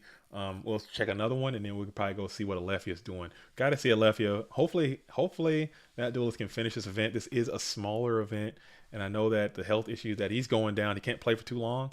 So if we can tune in to see what the Spice Lord is doing, we'll definitely go check out what Alefia's got going on. All right. So we got SJC champion John Wick's on the ladder too, getting busy, it seems, as we wing blast a breaker. That always feels bad. That's a feels bad kind of situation right there. As we send breaker back to the top of the deck. And then the nobleman will come out, sending the decoy chief's odd play. In the finals of the Go Grand Prix, John Wick drew double Thunder Dragon twice. It happens. So, I mean, you gotta get he wants that revenge now. it happens. You gotta get that. Did he open double? Did he play double here? Did Carl get double? Double Thunder? Yeah. I don't know. I don't know if he did. I tuned in a little bit late. But you know what I'm saying? You gotta get them new sleeves, man. I have a theory. This is my theory, and again, most of my theories are crackpot theories. Okay, they're a little left field, but I believe that most times when people are like making their decks, you make your deck. You like, I got my BLS, I got my 2 Sorks, I got my 3 Thunder Dragon, and they're all like in order, and they all kind of, you sit in your deck box like that when you're not playing for months on end. They just sit there, and they all kind of just stick together. And then when you go to shuffle, like all the time that they've been sitting together, they just kind of find their way back together throughout the shuffling process. And then that's how you open double Thunders more. I'm telling you, it happens. It happens. Trust me. It's my theory. So you have a theory for everything. I have a theory for everything. And that's why I think you should shuffle. You shuffle your deck. This is what you should do. Shuffle your deck and then put it away and leave it mixed. And I guarantee you won't open double Thunders. Trust me. That's the theory. All right. So he's going to come on out with the Pot of Greed, which you love to see that. And you're going to set another one. And then throw it back over to John Wick. 6 cards in hand. Pot of Greed sleeve. He's on the ladder too, getting after it with a 1200 rating. Carl, not so much with the 269.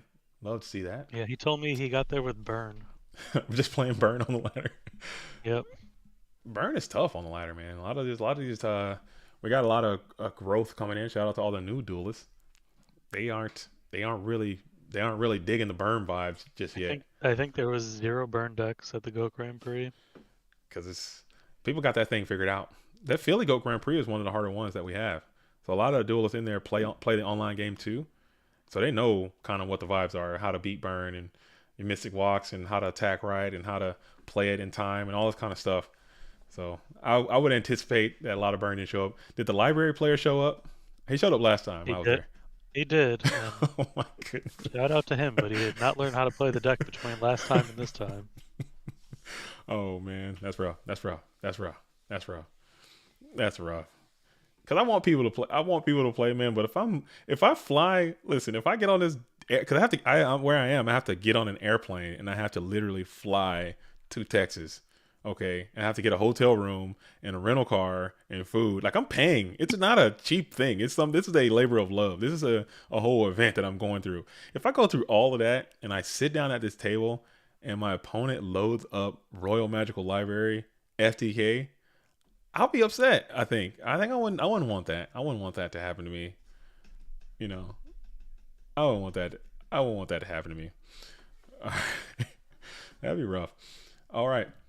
Joker the Playman says, bring Burn back, baby. Love the deck. Oh, Burn is here to stay. It's not gone anywhere. Burn is totally still around. It's still a deck. It's still played. It's highly viable, but it's just not as good as it was, is what I'm saying.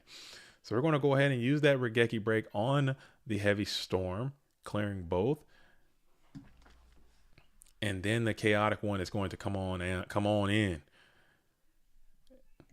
Hitting the GK Spy.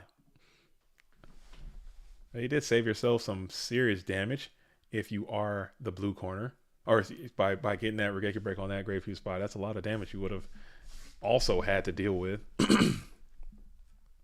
And we're going to use the Tsukiyomi effect to go ahead and reset that Chaos Sorcerer into a face-down defense position. The blue corner has demonstrated they have one knock and maybe not another way to accost this set, playing around options like Snatch Steal and whatnot. We're going to reveal the Chaos Sorcerer again into the battle phase. Sangan is going to try to clip on in. You're going to take 1,000. But now Carl can come on in that second main phase and do what the Chaotic One is best known for, and banishing the GK Spy into the outer reaches of the universe, cutting him off of Dark Mons. So keep in mind that GK Spy is actually going to be banished. It's not in the graveyard. So both of these duels, just a little technical error there. Go ahead and cleans it up there.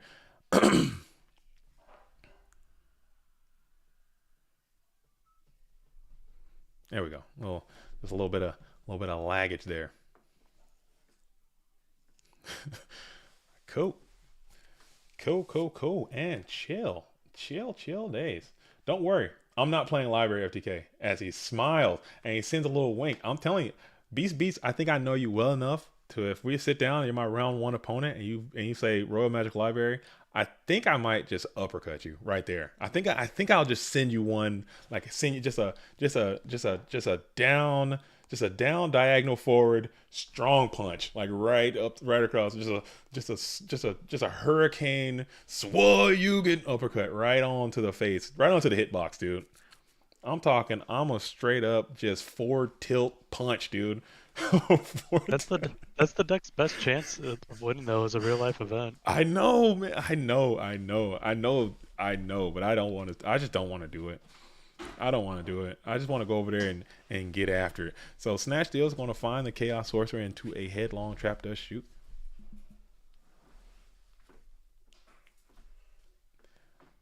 Can I help you, sweet? Nope. Okay, you're just harassing. All right, sorry, I'm being harassed. Shout out to the youth in the building. You can go out. You can do literally anything you want to do. You can go outside. What do you need? Do you need me? Building is a house. All right, sorry about that. She wants to duel. She wants to duel? It's time to duel. I try to get my kids into it. I really do. I make a concerned effort to get my kids into Go Format Yu-Gi-Oh, and they just aren't about it. They don't feel it. They're not feeling it. They don't feel it. I think they're just maybe speed duel might be the way, or maybe dual links or something like that. Something that's a little more fast and colorful and bright. I don't know. You haven't just rocked the original anime enough times to... We've seen the Duelist Kingdom all the way through Battle City more than once. They'll sit there and watch it. Not enough.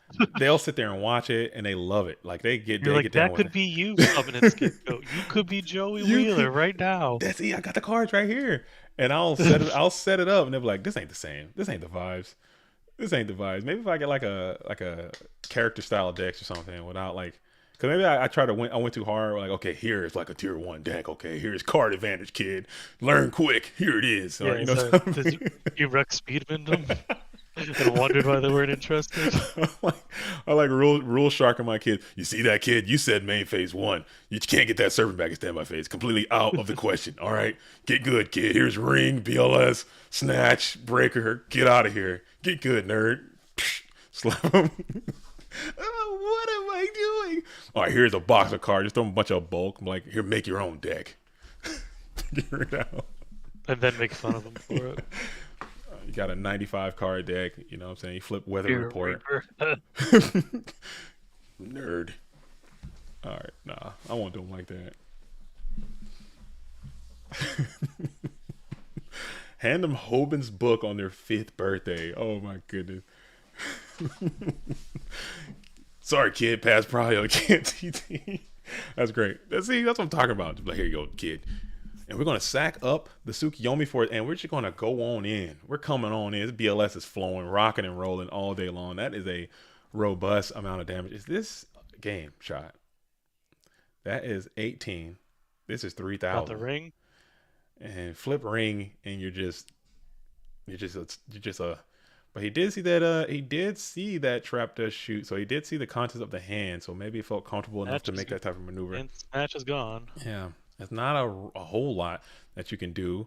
You got Chaos. You need Sork now. Carl, Mind control. BLS Tribe, TD, Kaiku. So he knew he had the Tribe. So he must not have been too worried about Tribe. Unless he miscounted. And that 100 points probably thought that was it. And it just wasn't. That is not impossible. That could have been it. Because 100 is like something you can like. That's an oversight sometimes. You probably just thought you had it. You just didn't. But I don't know. So we're going to see if we get another discard here. And it is going to be another discard. And we're going to battle in the 16 will connect. All right.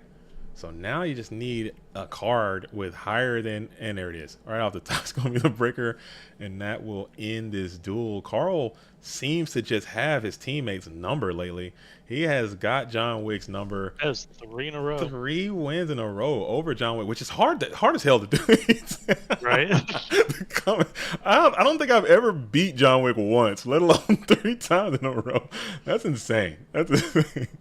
And he beats him in, it's always like a spectacular fashion too, with BLS and coming on in, but it's all good. So Carl seems to just have John Wick's number lately. Shout out to both of those duels. They're both incredibly good, next level good. So we're going to hop on in. We're still waiting on that 4th round to begin.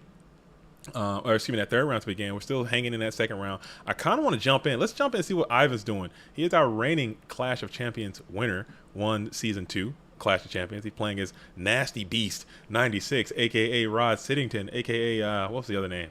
I can't remember the GFC name. I'm sorry, you have to excuse me. But they're doing well, fresh off of a FLC win not too long ago. Emperor Viete. The other name? Emperor Niete? Imperniente? Viete. Something like Emperor that. Viete, something like that. Right on. So they got the GFC. You got a GFC champion and FLC champion, Nasty Beast 96, doing his thing over here. Versus Ivan Rosito, who was a very, very dope player, GFC champion in his own right, and also Clash of Champions champion 3 times. All right.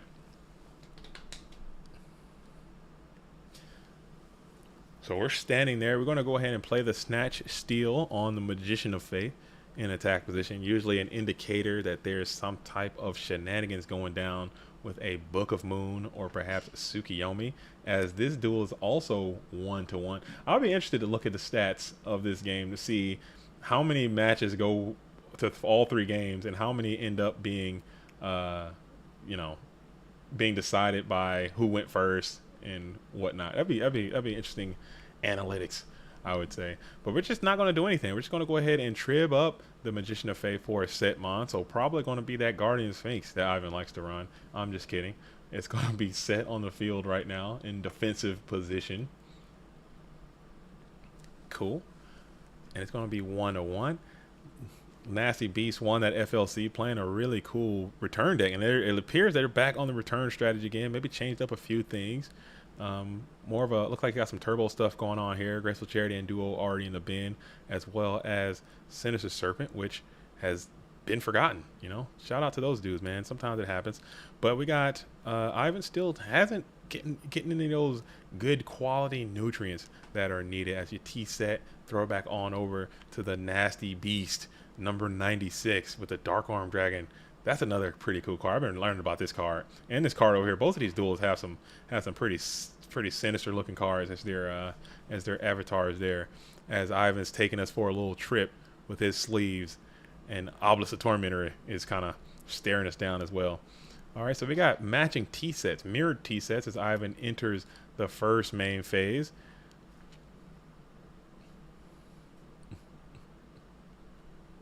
And we're going to go ahead and hit him with a quick, take a little jog around the park, adding 1 to the hand. Very neat. Mikey J says, I was playing Sphinx earlier, LOL. Hyro Sphinx for the win. That's a cool deck. That's a cool idea. Is there enough Sphinx cards to make some kind of Sphinx deck, like a Sphinx themed deck? I think that could be another thing that could be fun. See if we can get a dub. You figured out how to do Star Wars, so I guess anything's on the table. You gotta just have fun, man, Scully. I'm telling you, if I just sat there and made videos grinding turbo, I don't think anybody wants to see that. I don't think anybody wants to see anything I'm doing anyway. But I really don't think anybody wants to see JDZ just grinding turbo or try-harding warriors on the Go For Mat dueling ladder. I don't think anybody wants to see that. People want to see things that I think are entertaining, or at least I don't want to do that. So I definitely don't think anybody wants to see that. I enjoyed it. I'm not saying I didn't. I was just surprised to see it. It was fun. That was a good time. Go check that video out too. Oh man, check that one out. Those are my favorite kind of videos to make. Just having fun on the ladder, getting after it. I have a theory about that as well. You can just play whatever you want to play on the ladder, because you're gonna win eventually. If you play enough, you're gonna win. There's some players out there who kind of just want to do their thing and get after it, not as super competitive. If I take Star Wars Control into one of these tournaments, I will get O2 obliterated with extreme pace. Nate Dog Ghost says, I want to see JDZ play Turbo. It will be a mess. You don't want to see that. Highlight reel of JDZ Open 2 Thunder Dragon. It would happen every game. That's happened. I think my IP address is hacked or something. Dueling Book has me locked in. Whenever I have 3 Thunder Dragons in my deck, 2 of them will always find their way to my starting hand. That's just how it is. That's how it is. All right, so in the main phase 1 for the Nasty Beast, he has the full value 7 cards in hand, staring down a 1 ferocious Trogdor, backed up by 1 card, 3 cards in hand. Ivan is just trying to get to some Trinity. When he starts flipping those pot of greeds, it hits so much harder. When he gets those Graceful Charities, he hasn't got to it yet. He's 23 cards left in deck. But if you're the Nasty Beast 96, you gotta finish this duel off. Ivan is another one of those people that if you just don't absolutely hit the gas pedal and just win, he will beat you. He will find a way to win. He knows how to find victory easily. So I would definitely try to get after him as soon as you can if you're trying to win. Because you try to play this little slow game, he's going to find a way to stomp your whole situation. Just Say Win says Donnie Z and Berserkerilla as Han and Choi was a great idea. Yeah, that was one of the easier ones. That was I had no idea where you were going with the whole concept until you started explaining it, and I was like, okay, Don's Luke. Let's see it. Well, like when if you just look at it on the outside, like, man, what is this crap, man? What is this nonsense? It was fun though. That was a good time. I had a blast. I only had to play 2 matches though. That was pretty. I was fully prepared to play like 9 matches that day. I had the time and everything. I was like, oh, nice, 2, great, and I got to win. Sweet. Need to add Star Wars Control to the deck page? I don't know, man. I don't know. We gotta refine it. We gotta make it good. We gotta make it better. We gotta optimize it first, and then we can do that. So we'll Snatch Steal, taking the Thunder Dragon, and then Tsukiyomi. We're in the main phase 2. We're checking the opponent's graveyard, coming in from the blue corner. It's a lot of quality, beefy units in there hanging out, and Ivan still back on Double Jar Greed. Quite peculiar. And Trap Does Shoot. Interesting as well.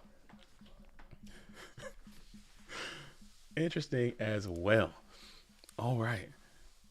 Oh, the BES Big Core as a Millennium Falcon. Dude, that card stinks, man. That card should have been so much better. I had a BES Big Core as an Ultimate Rare.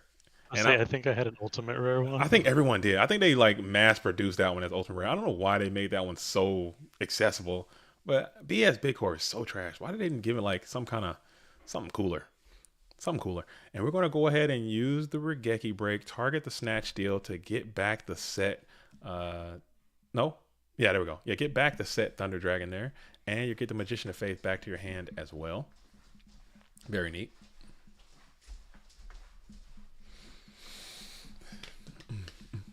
Okay, so we got 3 cards in hand for Ivan, as the Nasty Beast is still contemplating in that second main phase. NB96. Okay, cool. Right on. Okay, if you are just finding the stream, shout out to you. First of all, thank you for joining us. I'm JDZ, along with Scully in the building right here, holding it down. This is Clash of Champions number 3, the 3rd installment of Clash of Champions. This is an invitational event where only champions are allowed to enter. Champions from past, present, current champions are all in there. So thank you for watching.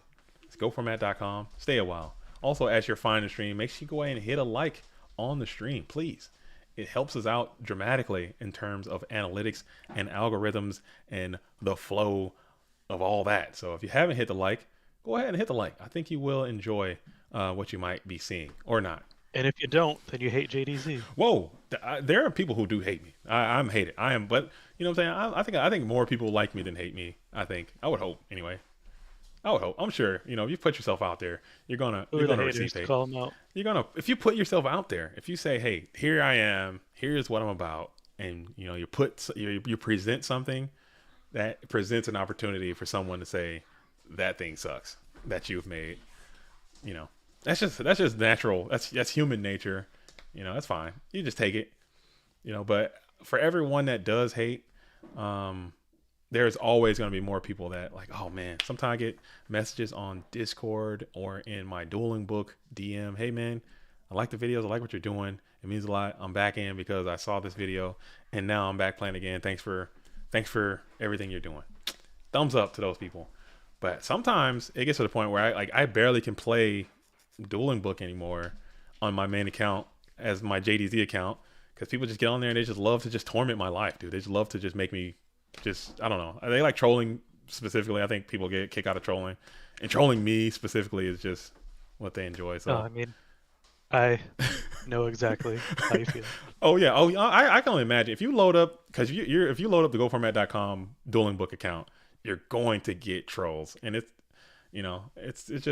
just how it is. People with their alts, they can just kind of do that and they get a kick out of it, I guess, man. But it just kind of sucks because especially like in the times where I'm trying to make a video or I'm trying to do something and I load up a game and people are just being very rude and saying stuff and it just kind of ruins the whole process. But Nasty Beast is coming on out. Is this the black one? Is this the black lusted one? It is. And this duel will come to a screeching halt right here. It appears, unless Ivan is playing Karibo, and I don't think he is. I've never seen this duelist draw so poorly. I didn't think it was possible. He does side Karibos, but I doubt he put it in for this. Okay, and that's going to absolutely end that duel. Shout out to Nasty Beast. And shout out to Ivan, who is trying to go ahead and get back-to-back Clash wins, which is going to be tough coming in from the dog bracket. Coming in, got that dog in him. You got a dog up now. So we'll see. Ivan definitely has that dog. But we're going to keep it rocking and or rolling. Okay, we got Marcus LOL versus AJ Hussein in the building. That's another dope match. We're going to have to jump on that one for a little bit. But some duels did want to see a Lefty. I kind of want to see what a Lefty is playing, honestly. I want to see what a Lefty is playing. But I'm going to hop on. I want to see it. I want to hop into the game that's actually underway right now. Oh, man, so many good matches. So many good matches. I'm going to hop on into this Marcus LOL and AJH match real quick. I got to see what those duels are doing. I want to see duels who don't get on the stream too often and seeing what AJH is playing and seeing what Marcus... AJT in the tournament? AJT is in the tournament. AJT is in the tournament. Yeah, on winners or loser side? He's still on the winner side right now. No. Yeah, they're playing right now. AJT and Moxies are playing right now. So player of the year is still going. There's so many good matches left. So many good duels left. Okay. So we got AJH, Irish national champion, versus Smurf account. Okay, who is Marcus LOL. LOL Marcus won a GFC and I believe also a YCS champion as well. Correct me if I'm wrong. I could be mistaken, but this duel absolutely gets after it. Finding their way back into these retro communities as well, which I absolutely love to see. I love to see duels who play the current game at a high level come back into retro formats, or who played back in the day come back into Go format. I think that's really cool. I think it's really cool because I do have another theory. This is JDZ theory number 75 billion. You know, I got so many theories for everything. I believe in Yu-Gi-Oh! My theory of Yu-Gi-Oh! Brain. Some people think in Yu-Gi-Oh! Some people have a good mind for Yu-Gi-Oh! Analytics, deductive reasoning, ratios, and statistics. If you have that kind of mind, I think it's good in all Yu-Gi-Oh! Formats, and more particular in Go format. So if you have a Yu-Gi-Oh! Brain, you can play Go format. So come on in. I like to see it. Show your moves. I, on the other hand, do not have a Yu-Gi-Oh! Brain. I have a barely functioning human brain, which, you know, that's also is what it is. All right, so we're going to go ahead into the first main phase. AJH is up. It is actually going to be 1-1. So let's see what that is. 1-1. I might cut out a little bit because I want to get a little taste test. I want to get a little sample size on what the GFC champion Lefty has got going on today. What he's got cooked up. You know, this duel is a certified spice being, and as I stated before, this event is going to be bereft of spice. There will be no spice today. These duels are trying to win. This is the Clash of Champions. I expect to see high tier powerhouse decks, turbo, more coming your way. And BLS is going to hit the field again for the quadrillionth time this event already. So BLS comes down, banishes the Sengen with priority, and then we're going to punch on in with Tsukiyomi. All right, so we're going to... The forces of light and darkness intertwine, opening the gates of chaos. I'm such a child, dude. I don't know why. All right, so we're going to... I've been waiting to hear these clips. I didn't make a note. I shout out to Necro. He put most of these on here. I put some. I can't do it without laughing, man. I gotta work on it. All right. So we got the Trap Dust Shoot. Trap Dust Shoot's gonna come on down and not miss. Trap Dust Shoot's gonna send a card back to the top of the deck. I'm not sure what it was, but that deck is shuffled. We won't get any of that illuminating information. we won't get any of that illuminating information, but 4 cards left in hand for both duelists. However, the blue corner is adorned with 1 set spell trap and a blackluster soldier. The Breaker the Magical Warrior is going to come on out, gaining that counter, which always just makes me clench a little bit when I see that Breaker hit the field in the face of a blackluster soldier, and I got 1 little piece of protection to hold it down. It is the Phoenix Wing Wind Blast, and it's a pass. Interesting. I thought that thing would lead up with another robust snatch deal or some type of interaction, and BLS is going to come and just tee off on this Breaker the Magical Warrior, hitting him for a quality 4,400 points of damage. Interesting technique.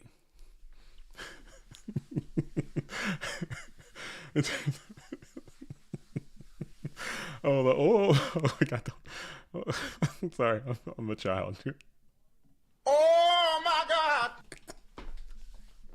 Oh man, so that's gonna end that as we go ahead and get the dub. Okay, all right. Maybe it was just like an exploratory operation.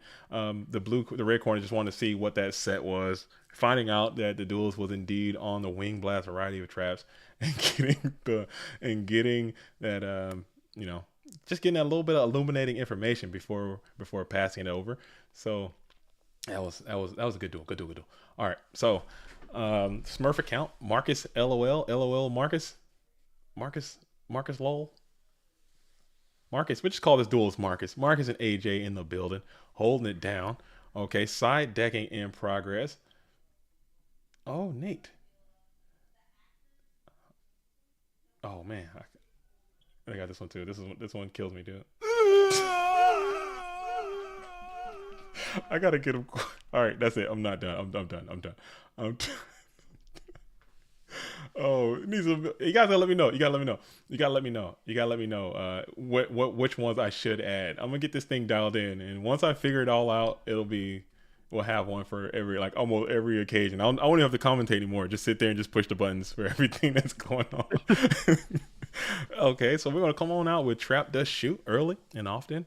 You like seeing that? Get a good peek of the hand.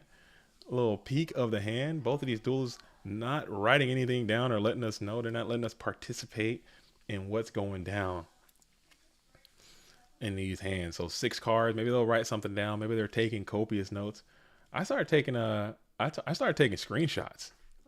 I just straight up started taking screenshots of my dust shoots. That's what I've always done instead of typing it out. I've kind of gone back to typing it as I've cared less over the time, but I'll just clip, slap it right there, and then pull it back up later. My brain is really, really poor. It's in and we're gonna dust shoot, send back the Thunder. Interesting. TT, Wing Blast, Sangan, Moth, Deco are the cards remaining. 2 traps, 3 mons, and we're going to go ahead and set one of those mons and set one of those traps before throwing it back over to the red corner. Oh, got to add. He needs some milk. I can't add it right now. Maybe I can. I don't think I can. I will absolutely destroy my entire setup. Maybe when we get second screen JDZ, you can do it on the fly. When I enter the power of 2 monitors, forget about it. Oh, we can do that. Everyone will be done. Oh, it's over. The game's done. Everyone's finished. But right now, if I even made an attempt to try to download another sound right now, I would shut this entire operation down. And if I'm like, what happened to the stream? My computer just explodes. And everyone's like, damn, the bracket just stops updating. The bot dies. YouTube just cancels itself. You know, it'll just be a whole mess. So we have Dekoichi in attack position. Red corner is in the first main phase. 6 cards in hand. Dekoichi's on the beats. We got an Iron Fist, but no. We have a Ring of Destruction. Let's see if that goes through. It does. 1400 will find its way off of both duelist life points. Oh, man.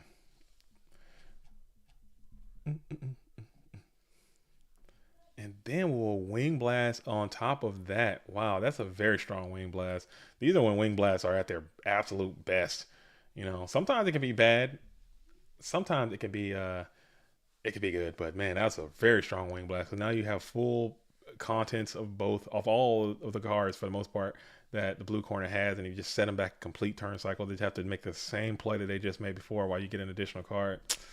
Pretty tough. That's pretty tough. But now you're going to try to get some rebuttal coming in from the blue corner as they attempt to try to take that turn back. But you are discarding a real quality card.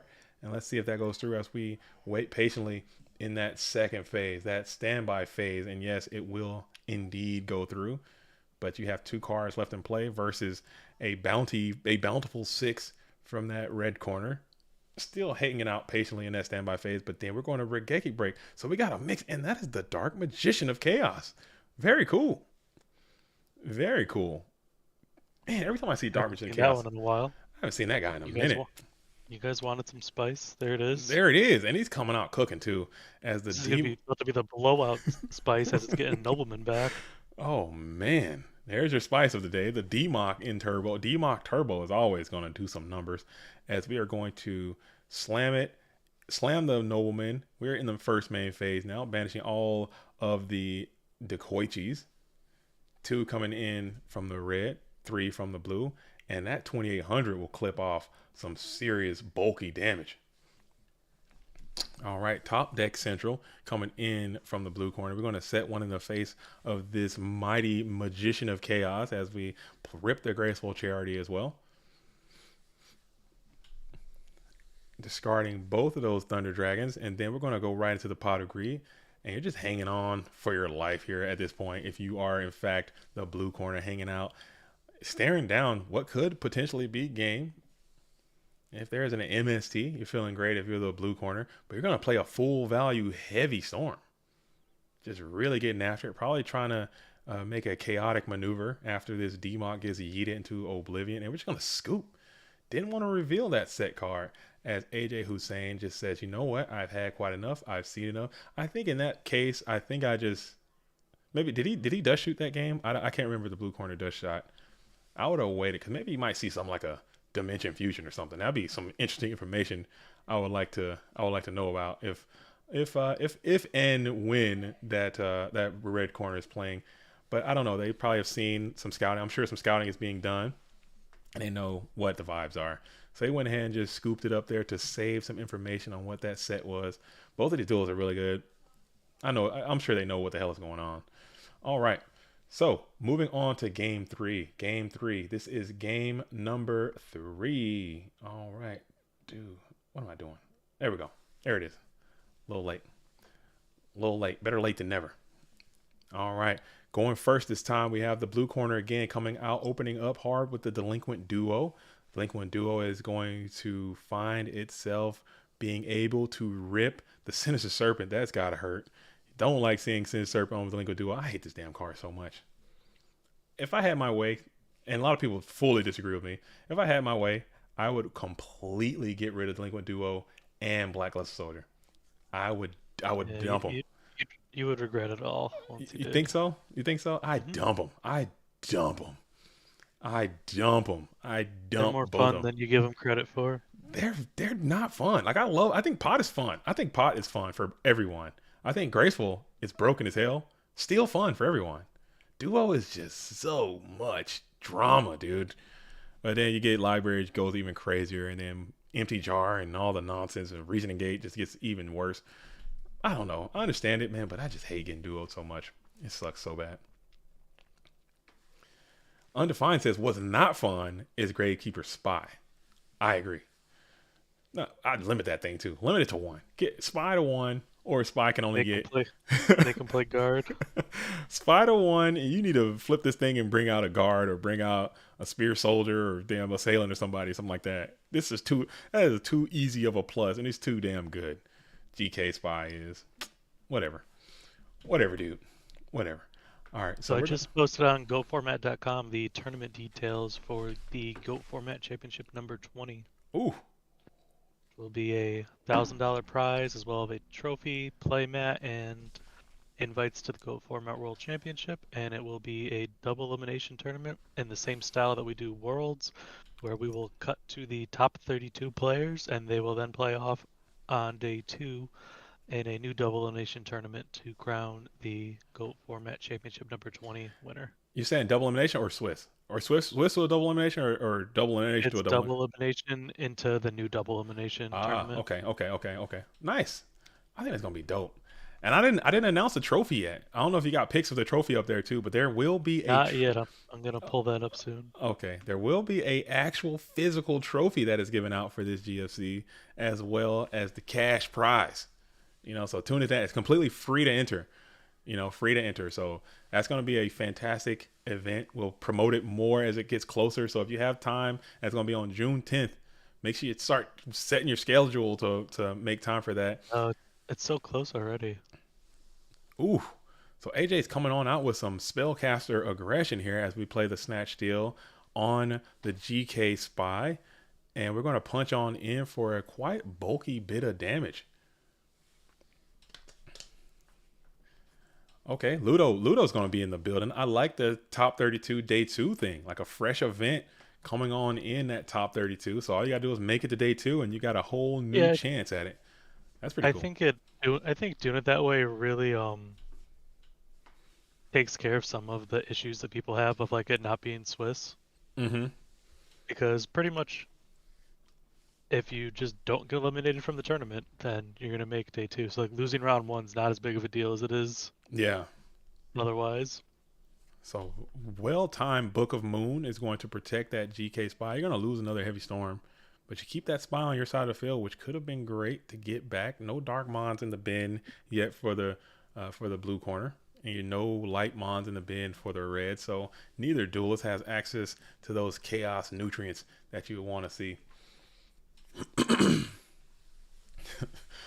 But nice. I think that's going to be cool. I think that's going to be a spectacular event. I'm ready for it. I'll be here.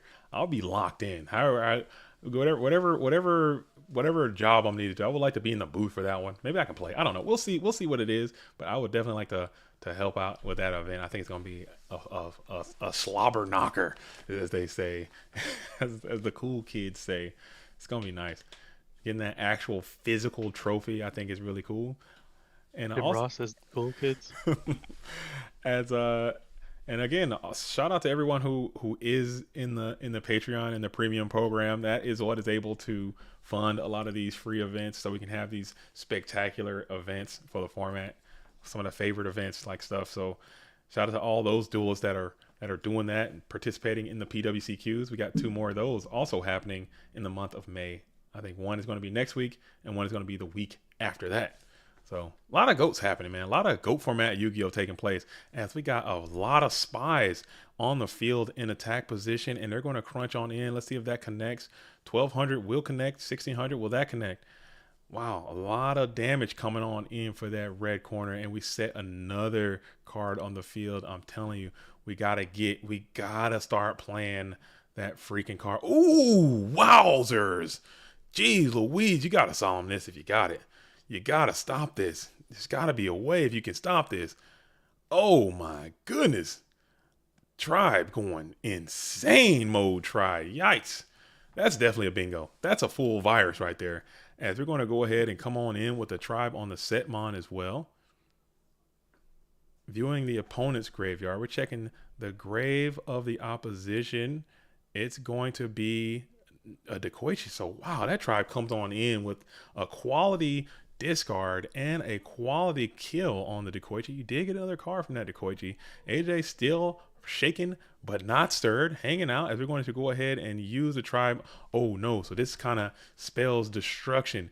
If you have, let's see, if you have the lights and darks now, and the chaotic, or excuse me, the Kiko, the Ghost Destroyer, is going to come on out, clean up the tribal infecting virus, taking the 200, and then banishing your serpent. Ouch. Ouch, baby. Very, very ouch. Strong Kaiko here. 8,000 life points versus 2,000 life points.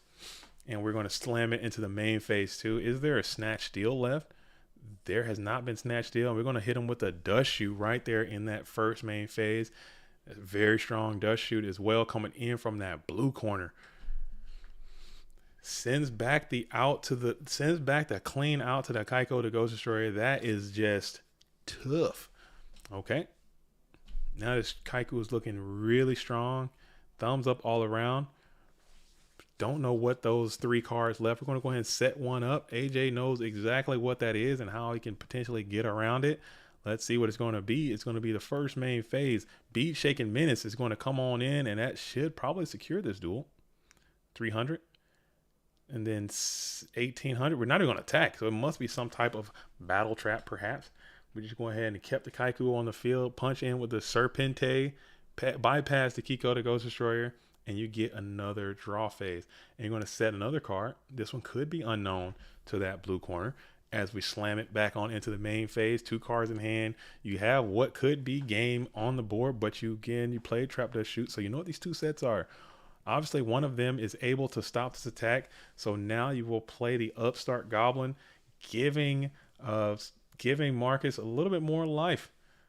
So now you don't really have, but now you have another point of pressure. This Sangan is on the field, and the Serpente is on the field, and the Kiko, the Ghost Destroyer, is on the field. So now your clock gets a little bit more narrow as we enter the battle phase still. And we're going to shift it right onto the second main phase by putting that Serpent in defense position. Wow. So we're still hanging out. Whatever that card is kind of halting the attack a little bit as we finally find a settable Mon to set up on the field. What could it be? It won't matter, as Nobleman of Cross-Eye is going to come on down, find that set GK Spy, which would have been great for the red corner to kind of stifle some of these blows, but it appears as if it will not matter. We're going to come on in with the Sangan again, who is going to keep punching, sending what could be a potential game shot. So it leads me to believe that Sakuretsu Armor might be one of the cards that is set for the red corner, as AJ Hussein is doing everything he can to kind of play around that. We enter the first main phase, into the battle phase, and then we're going to punch on in for 1,000 damage and what could be the end of the game. Let's see if that's how it's going to be. And we're going to ponder here.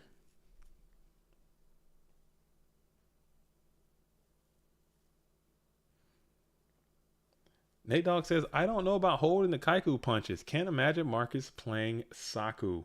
And your imagine is wrong, because Sakuretsu Armor is in fact present. As Sakuretsu Armor, honestly, I think it might be getting better and better in these damn turbo mirrors, especially for this, because everybody is playing Kaiko the Ghost Destroyer. I think everybody's playing Kaiko the Ghost Destroyer these days, and Berserker Gorillas, take that Rhino Pill Turbo, that Rhino Pill Turbo. Yeah, he definitely had the information from Trap Dust Shoot, so he knew it was either Saku or some type of card that can interact with that attack. And we're going to go ahead and get the Tsukiyomi off of the Sangan, and then we're going to continue the assault with the Kaiko the Ghost Destroyer, and it's going to be Regeki Break. So Marcus is being hard to kill, doing everything he can to survive in this current state, as we're going to pick a quality discard. What shall it be? It's going to be the Black Luster, and we're going to ring it up. Is there a book to go along with it? And no, there is not. So that is going to be the end of this duel. AJ Hussein is going to win over Marcus, but fantastic display. I thought that was really cool, and seeing D-Mock is also going to be neat. I like the deck. Hopefully both these duels keep rocking it, and we'll see what's going on. All right. Fantastic duel. All right, okay. We do have the trophy now revealed on goatformat.com. Oh, get over there. And the prize, everything. Get over there and check out that trophy. I think it's cool. So let's hop on in. Let's go back over to, we're going to hop into Alefia. I want to see what Alefia's doing. I want to see what the Spice King is doing. The king of all of our dreams. Been on the zombie train. Is he still for on a while zombies? this season? I don't know. He's back on it. It looks like yep. it looks like he's been changing it though. He's been changing it up. I've been seeing some changes happening, but we're going to have to do a return to survive situation, as Nasty Beast has revealed return from the different dimension in order to not lose the game immediately, which, you know, it kind of feels bad, but you know what? You do what you got to do sometimes. Bring all those Mons out into defensive position just long enough as you got Kaiku in attack position, Pyramid Turtle in defense position, a return, bulky return, and a lot of quality cards in the bin already. 6 cards left. Wow, they've been zooming through these decks already, and this is still 0-0. Okay. Ludo says, can you stream more Big Muscle versus Moxies, please? That we can go to that one next. We can go to it's so many duels. Make sure you let us know what you want to see. I'm just trying to feature as many duelists as I can on the stream that you know, so we can have a nice bounty of different duels. As the thing gets more narrowed, we're going to see more people return or be featured multiple times. I'm trying to see as many of these champions as I can, as we got GFC champion Lefty in the building versus FLC champion and GFC champion Nasty Beast getting busy right now. We'll see both. Plus Ultra Toys, you saw that GOAT trophy. You see that GOAT trophies in the building. Maybe during a breaking contact, I can pull that GOAT trophy up so you guys can all see it. In the meantime, just go ahead and Alt tab, open up another tab, and see what that GOAT trophy looks like. It's going out to the winner of the GOAT Format Championship number 20. Okay, that's going to be a spectacular event. $1,000 so far in the prize pool. Very neat. All right, so we're going to punch on in with the Kaiko the Ghost Destroyer, clearing the Dekoichi the Battle Chanted Locomotive, and try to punch on in for what could be game, and it will be game. So 1-0 is going to be the call for Alefia, who has been on this zombie kick for a minute. Zombies might be in. I think zombies are good enough. Again, there's room for them, I think. Why not? I mean, especially if you're playing Book of Life, which is very strong, I think, in this metagame. Everyone is so heavily reliant on their graveyard. You're playing Kaiku the Ghost Destroyer, which is very strong in this game as well. Ryukoki is strong. You got Pyramid Turtle, which is good against Warriors. You got a lot of stuff going on, man, in this zombie deck. 0 people are playing control-based strategies. Maybe like 1 or 2. Not a lot of people are playing control anymore, which is I would say, the natural enemy of this deck, the antithesis of this deck, is why this deck's not played. So since control is at an all-time low. It's just the lack of answers to Thousand Eyes Restrict is a big deal. Yeah, but no one's playing it. No one's playing the control-based strategy as much as they used to. Like, control used to be the meta. You know, Go Control and Chaos Control. People play that deck so heavily. But now it's on the outs, and it's rarely played. So I think a deck's like these super over-the-top Earth aggro, Zombie aggro, Soul Control, Monarchs, I think those decks can just come back. But people still just on turbo so hard that they just don't think about those. Like Soul Exchange, I think it's just a super strong card right now, and no one really even is using it because everyone's setting all the time. Soul Exchange, bring out some guy, do some things, get after it. I think it's really cool. So this is probably gonna be the spiciest matchup of the day. You got Return against Zombies. I like that. I like Alefia, always keeping it a little fresh. Alefia win in Clash would be pretty huge. He can do it. I think he can do it. If he can manage the minutes, it's all about time. It's just a matter. This duelist can only play for X amount of time before it just gotta stop. You know, it's just unfortunate. It's just the nature of the beast right now. Is Nudoria. Come on, that's another quality. Prop them for still playing even with the limitations. I know.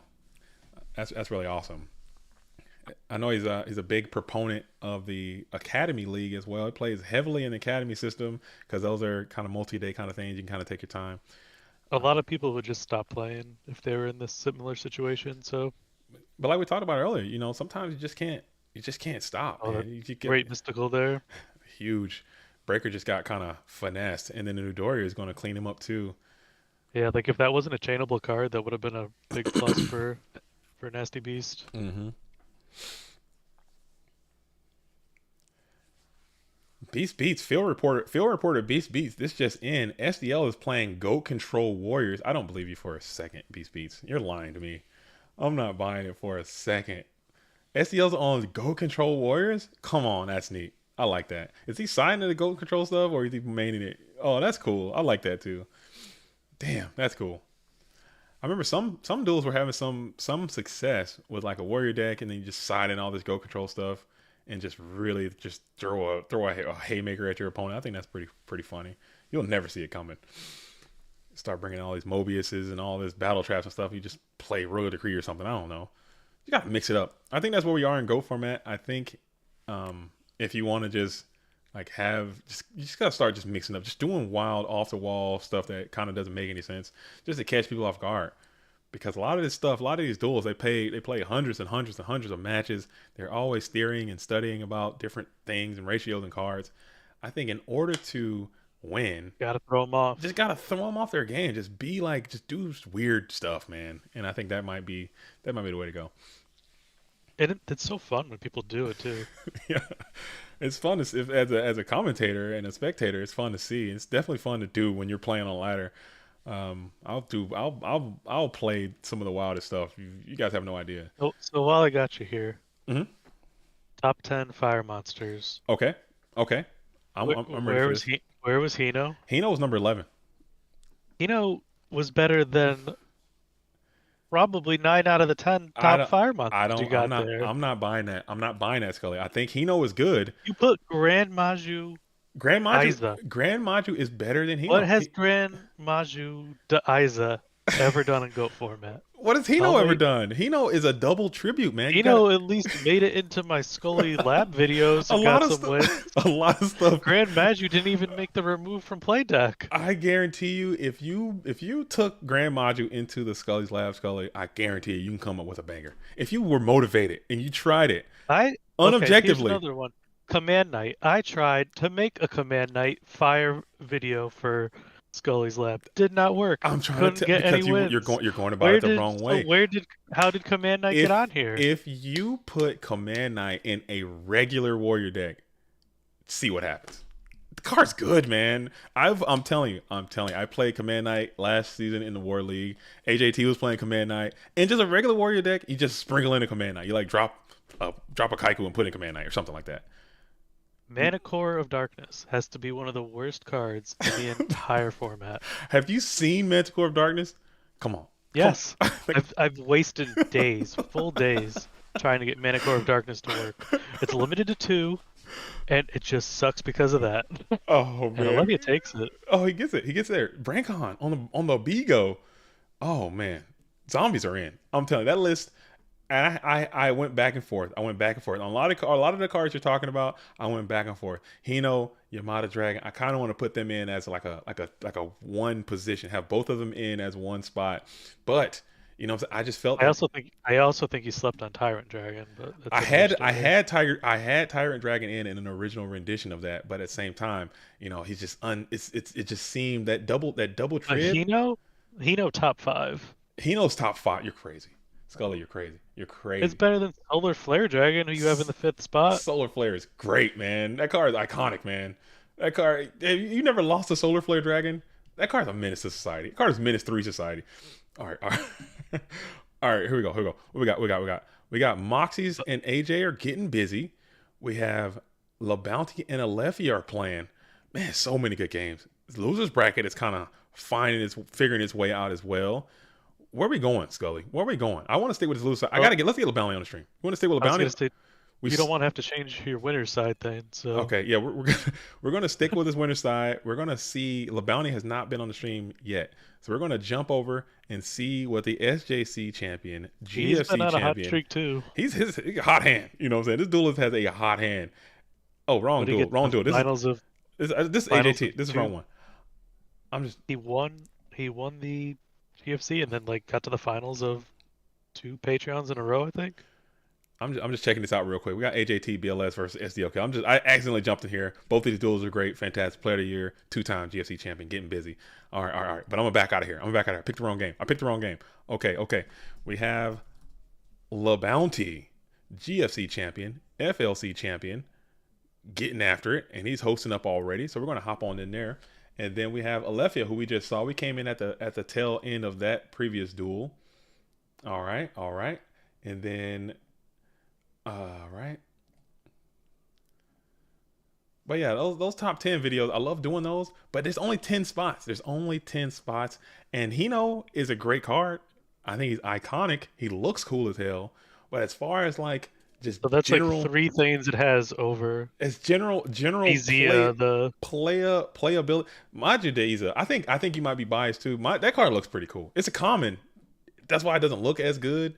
That card looks pretty sick. Super rare. Is it Grand Majid super rare? They reprinted it. It's did they? Good.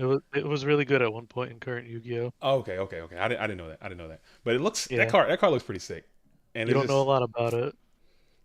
That card's sick, man. Like you don't know a lot about Hino. I know about Hino. Maybe I have a also bias. Super rare and an ultra rare. I don't know. Maybe I don't know a lot about Hino. I know There's enough. a lot of comments here saying, "Where's Hino?" Did you notice those? I did. I saw those. I think he could have been it. I think his number. I think Hino is the dark sage of your biggest bricks.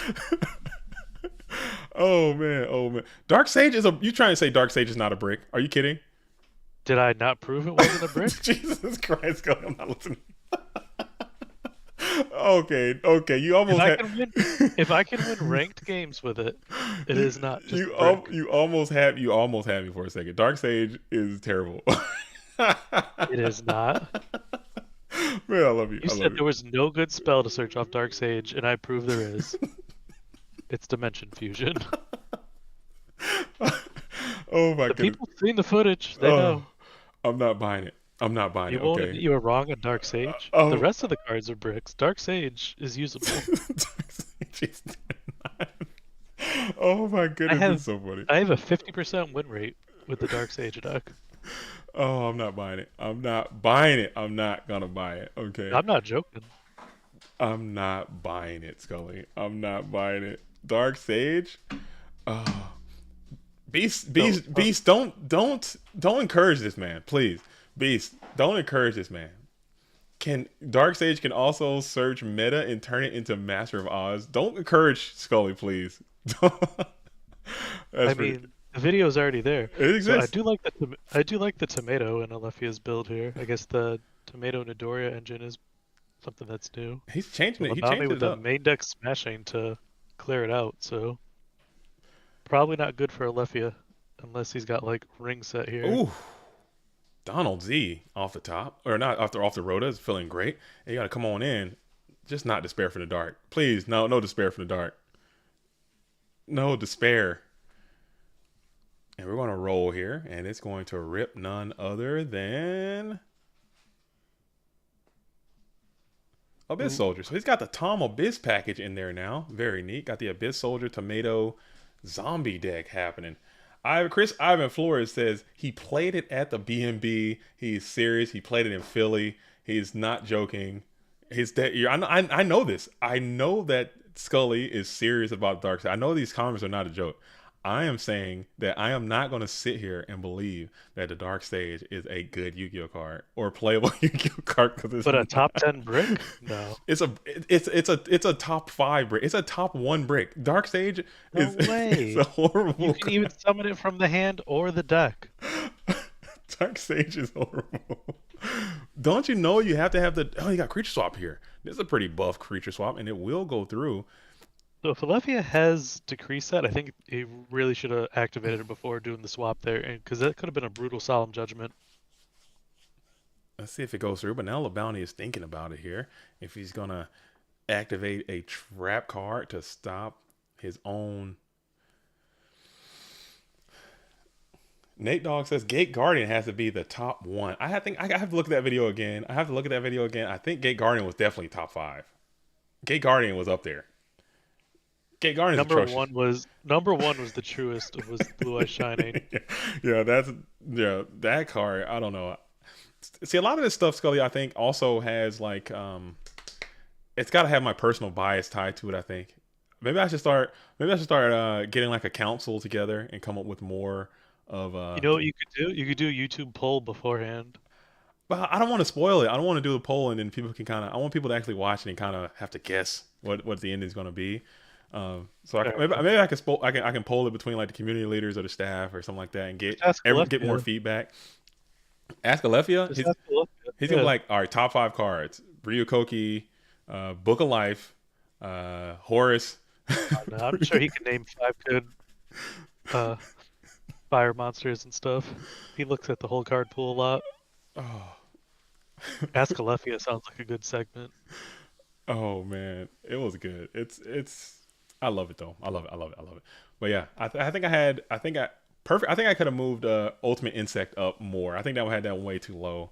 Valkyrion was pretty low, but I think Dark Sage, man, you have to have Dark Magician also in your deck, and you have to have Time Wizard, and you have to hit the damn call. How crazy is that? Come on, let's be real. The only hard part is hitting the coin toss. The only hard part is taking a random guess and going for it. Okay. That's what I said. 50-50. If that works, then great. It's so easy to summon him, though.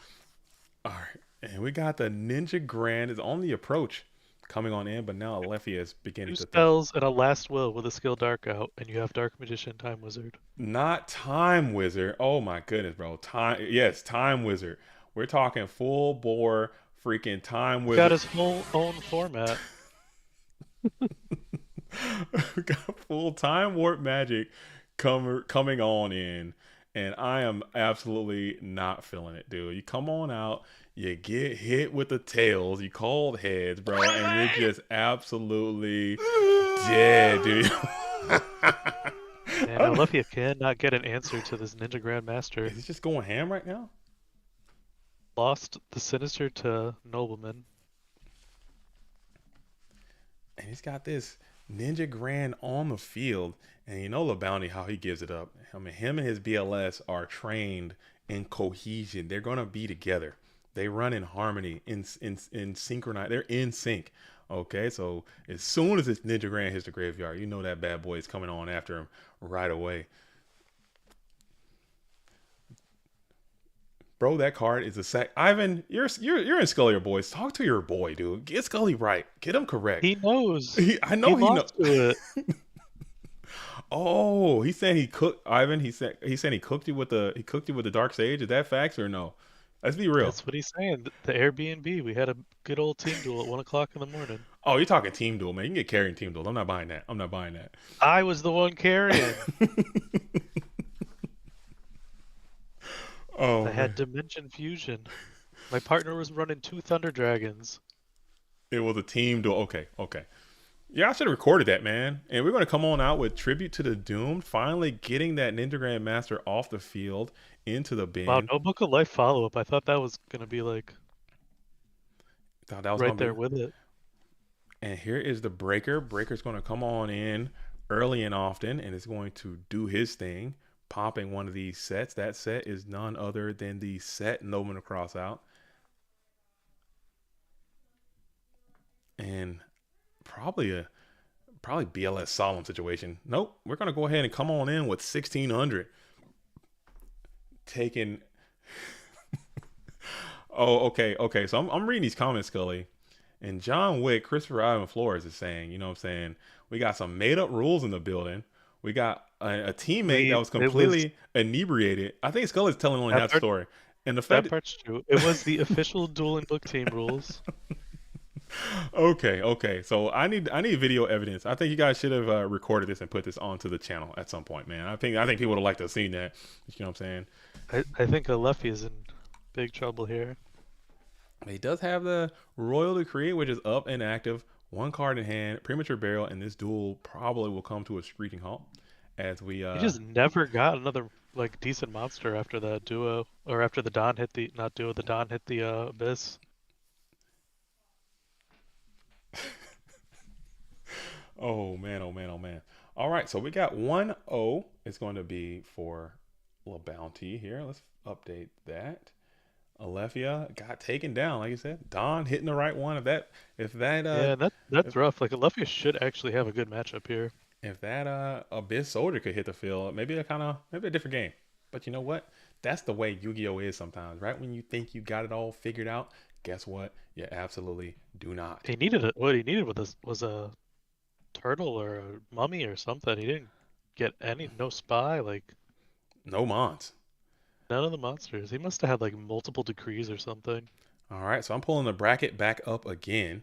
Okay, so we have Moxies versus AJ Hussein. They're getting after it right now in the winners semifinals. It looks like getting it in. LaBounty and Lefty are also playing in winners semifinals right here. The winner of this goes on to the winners finals. In the down bracket, Dogtown, we have another SJC champ versus SJC champ matchup. Alvarado and Crashvolt are getting busy. I might want to tune it after this. I think I'm gonna jump into that one. I think if they're still going, I want to check that one out as well because I like seeing these two old school champions get after it.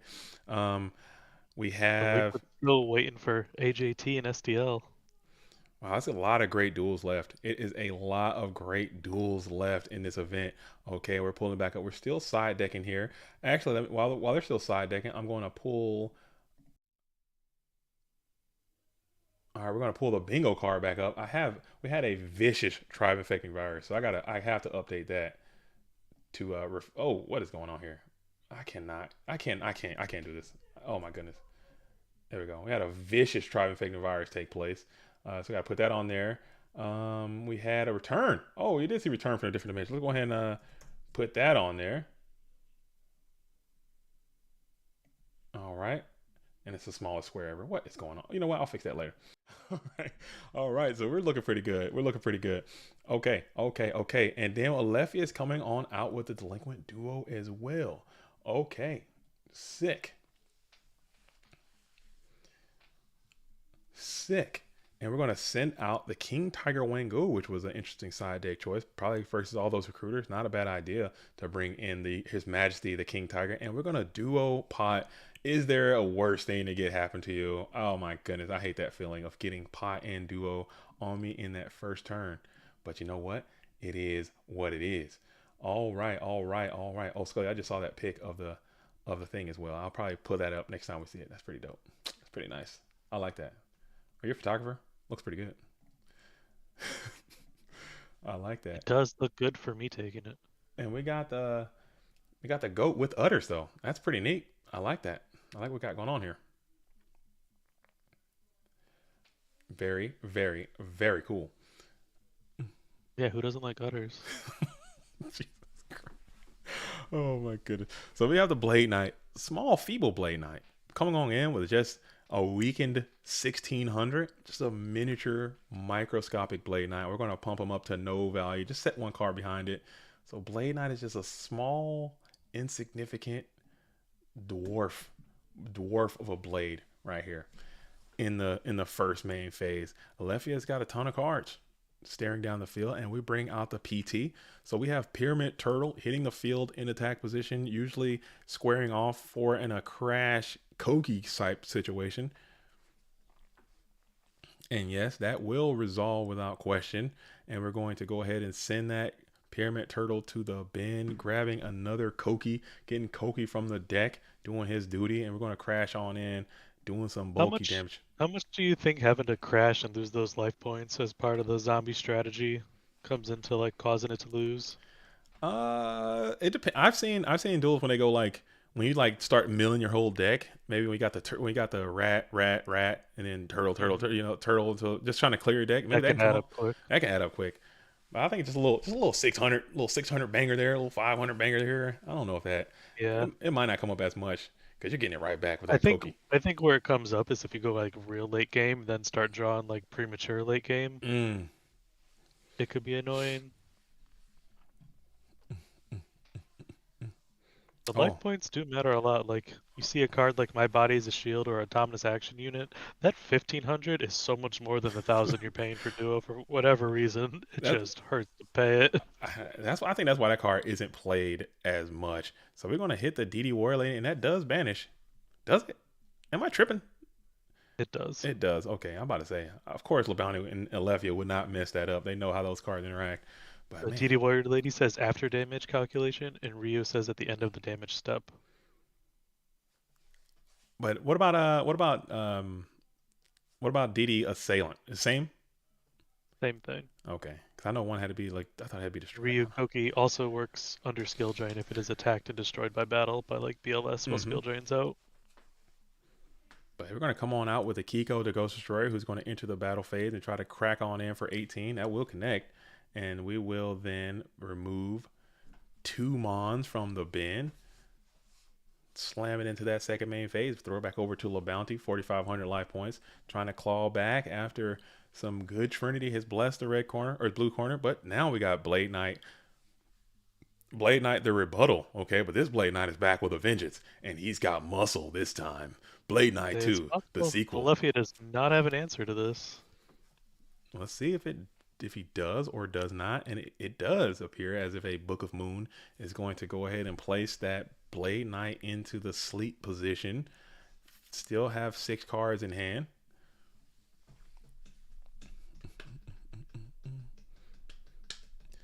And we have, now we're going to think about it here in the first main phase. 6 cards in hand still.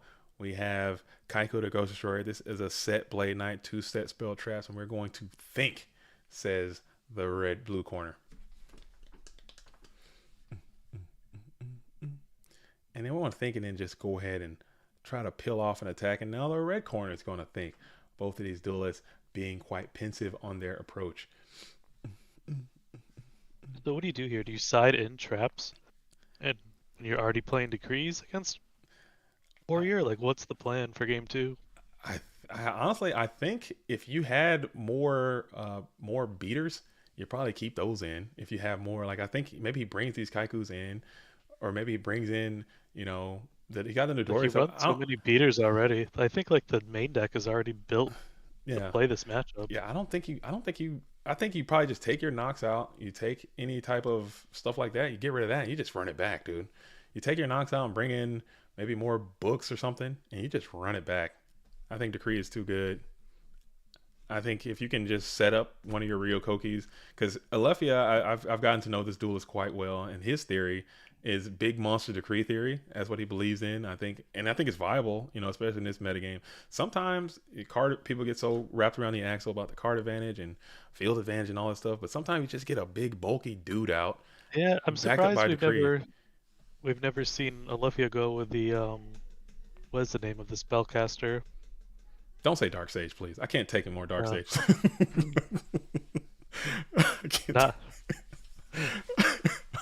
Not the Sage. The 2400 light one. Command Magician. Chaos Command Magician. Yeah, because that one actually like really covers a lot of stuff with Decree, because you can't out it with the Chaos monster other than BLS attacking over it. Yeah. That thing's almost like a King Dragoon, weirdly. But now we got Blade Knight back on the field with his premature burial, and he's going to be bulky again, back again. We have Zach Dillman. What's up, Zach? How are you doing?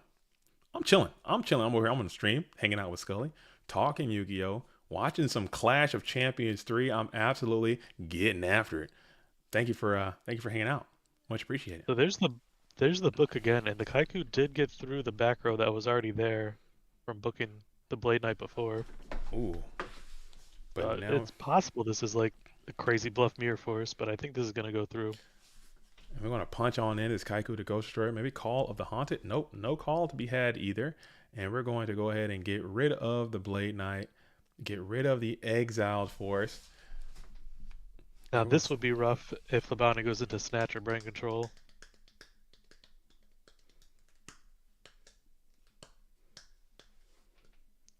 Yo, Joseph Knapp. I haven't seen you around in a while.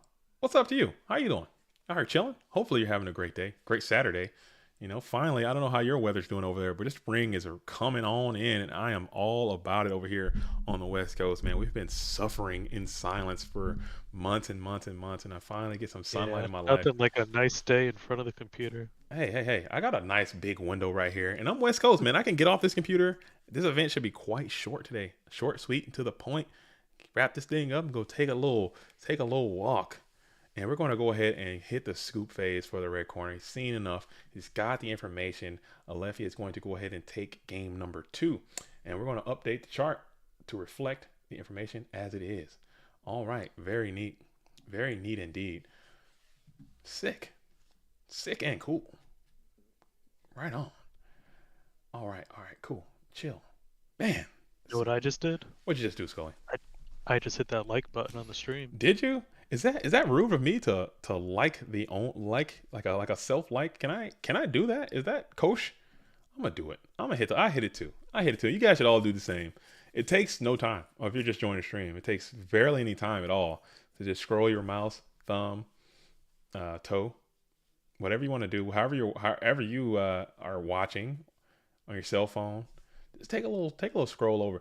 And what I have noticed as I've been looking at the YouTube stuff and the analytics and things like that, most people who watch this channel, watch the videos that we make, they aren't subscribed to the channel, for one. And two, they don't even use YouTube accounts.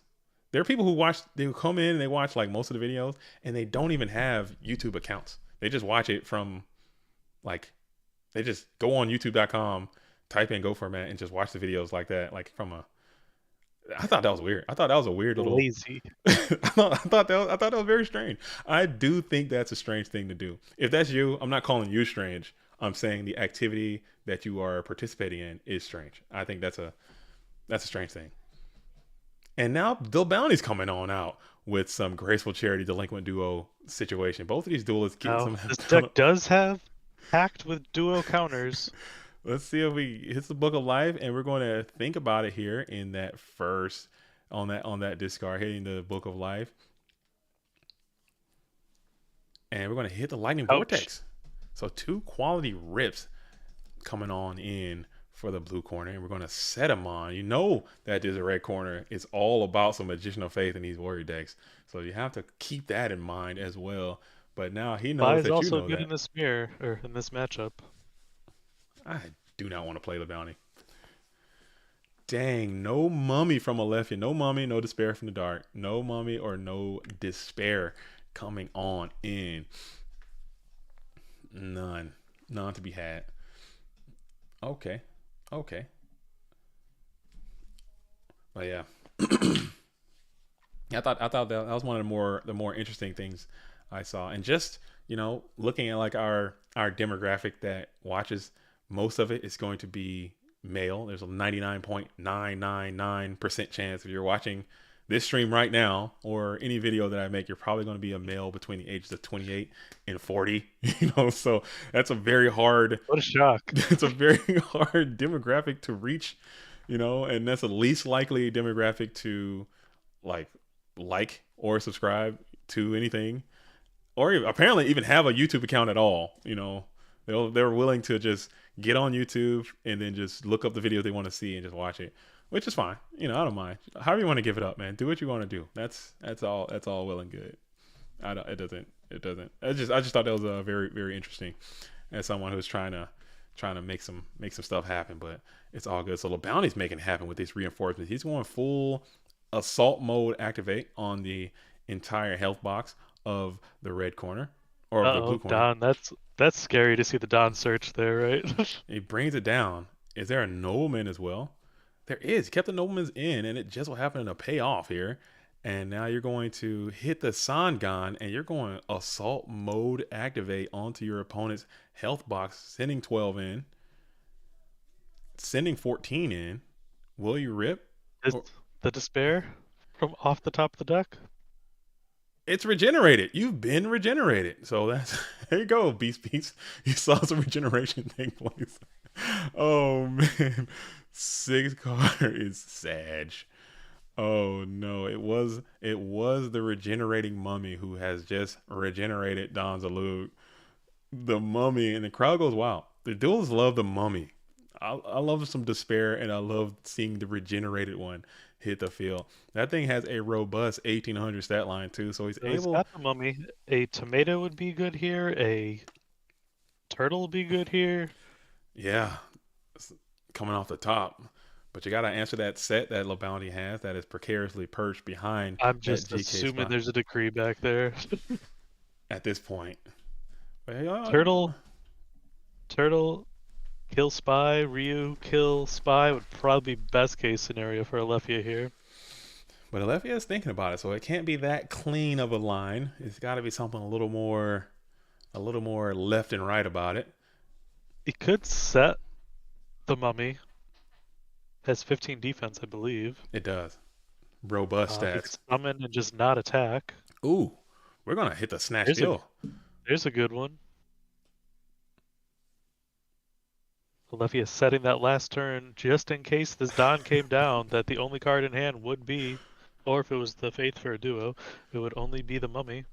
And now LaBounty's going to think about it. Will you go 2 for 1 here with this snatch deal? Another extremely busted Yu-Gi-Oh card in our format. Kind of. It's like borderline, like up there with just the most degenerate cards we have. We have a lot of degenerate cards in Go format. We do. We really do. Snatch deal is up there. That card's ridiculous. Could potentially get a card on LaBounty's hand, then sack for Ryokoki would be a pretty good position. But let's see what the GFC champ's going to do as he checks the graveyard. He only got 2 cards in there, just the cards that were ripped from that delinquent duo. Let's see what's No, those are the cards he dumped from Charity. No, I mean for on the blue corner side. Left, yeah. Gotcha.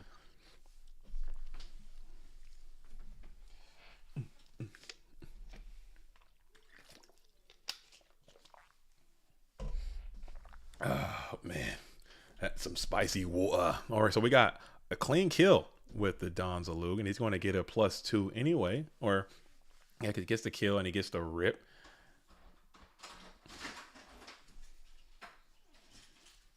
The kill and the rip, and we're going to take the Ninja Grandmaster, and then we're going to set another Mon in defense position, gaining 1,000 life points. Very neat. Don't think Lefty has shuffled their hand, so I think that is the zombie set. Who knows? It could be anything. Maybe did a quick little glitch shuffle, a matrix level shuffle. HNVB says, "How's that water?" It's quite strong, mate. His water is quite strong indeed. It is. It's wet. That's some strong water.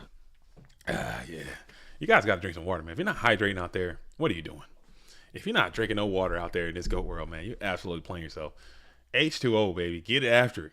Hydrate. Bounty doesn't drink water. LaBounty does not drink water? GFC. And he doesn't hydrate? I don't believe that. These dudes are... LaBounty doesn't drink water. What does he drink? Just tea? Mountain Dew? Coke Zero? What's his drink of choice? Get closer. Sprite? What's he drinking? Is he drinking Coke? I think the regular old polar bear Coca-Cola is his fave. Just slamming Coke heavies? Oh man, you got Coke heavy. He drinks 2 liter Coke. Oh, we're gonna slam the BLS out in defensive position. Oh man, that's heavy. He slams the BLS into defensive position. Man, he's not taking any chances throwing that BLS out in defense, because this could be a big clear. And it's going to be, let's see if your call was right. No, you were incorrect. It's going to be the GK Spy. It's going to be the GK Spy. See, yes, JDD, are you ever going to get into current format? I would love to, but I honestly, CS, I don't think I can. I really don't think I can.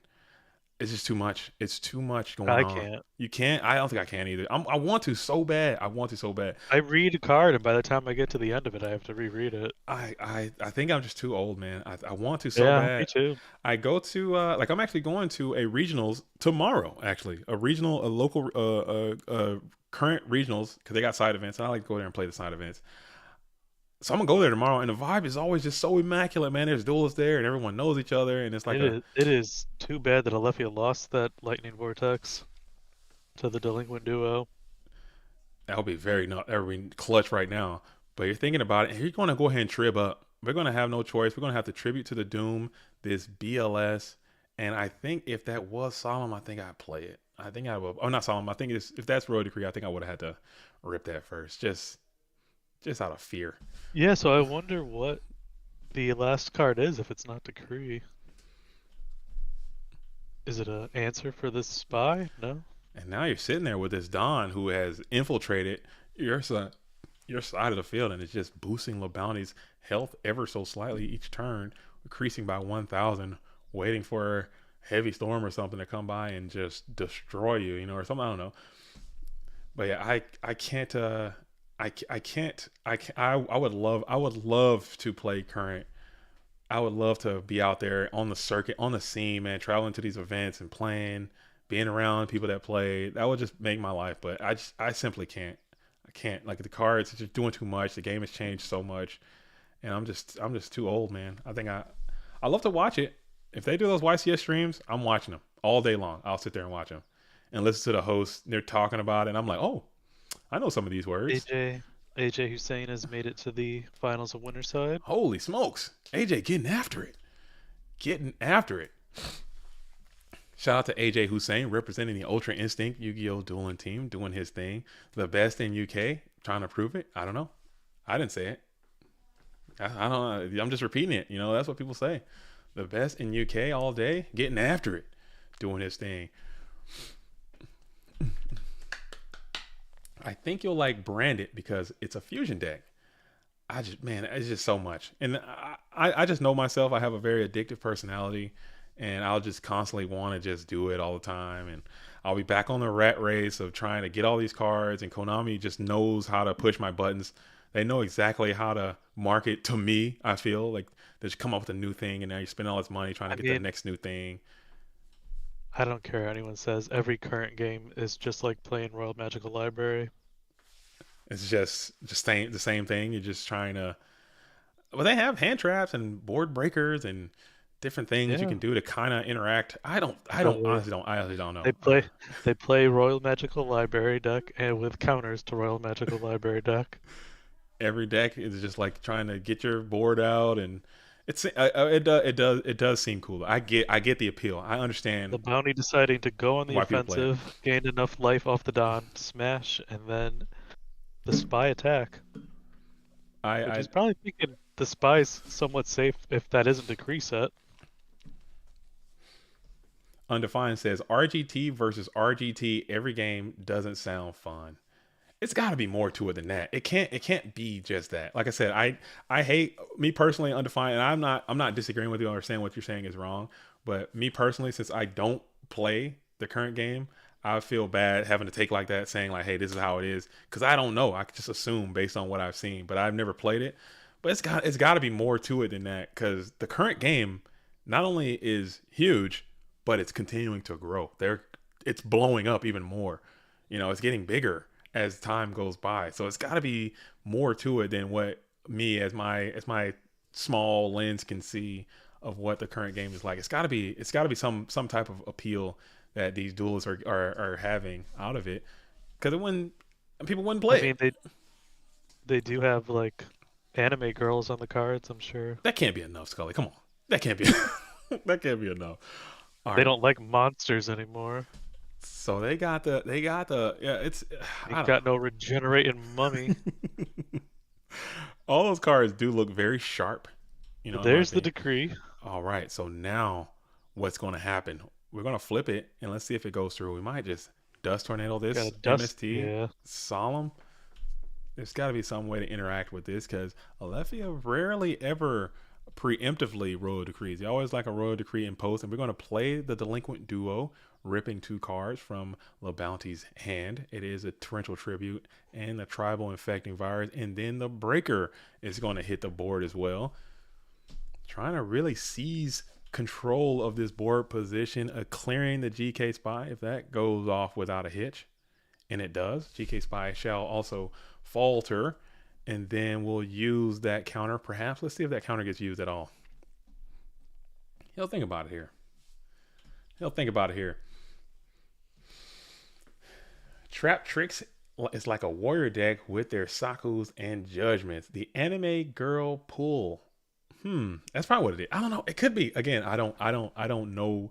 I do see some current cards, and they all seem so sharp and so jagged and kind of soulless. You know, we've had these conversations before. Like some of these cards, I mean, they got that great new card stock that feels like it came out of a construction book. That's how these the 25th anniversary cards kind of feel a little bit. Yeah, that's how all of them are. It's so bad. I don't like that. I don't like that.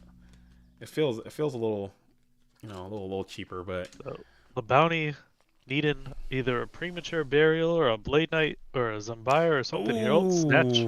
That's a good one. Do you book this yourself if you're Lefty? You got it, right? Oh, no book. Man, that's a punish, man, because you could have broke that with your breaker, but he elected to leave the summon counter. a monster for game now? He elected to leave that counter on and then break and then ring.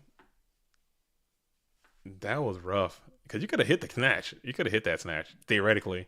It was on the field, but then you lose to a Kaiko to Ghost Destroyer or some type of monster attack or something like that. And we're going to use the breaker with counter to remove that counter to destroy the Royal Decree. That was pain. That was pain incarnate right there. Because theoretically, you could have 50-50 hit that. Lefty had a big snatch earlier in the game, and this one was even bigger. That was a mega snatch. But still, even if you do break and then you could have just snatched, and I think the results probably are the same.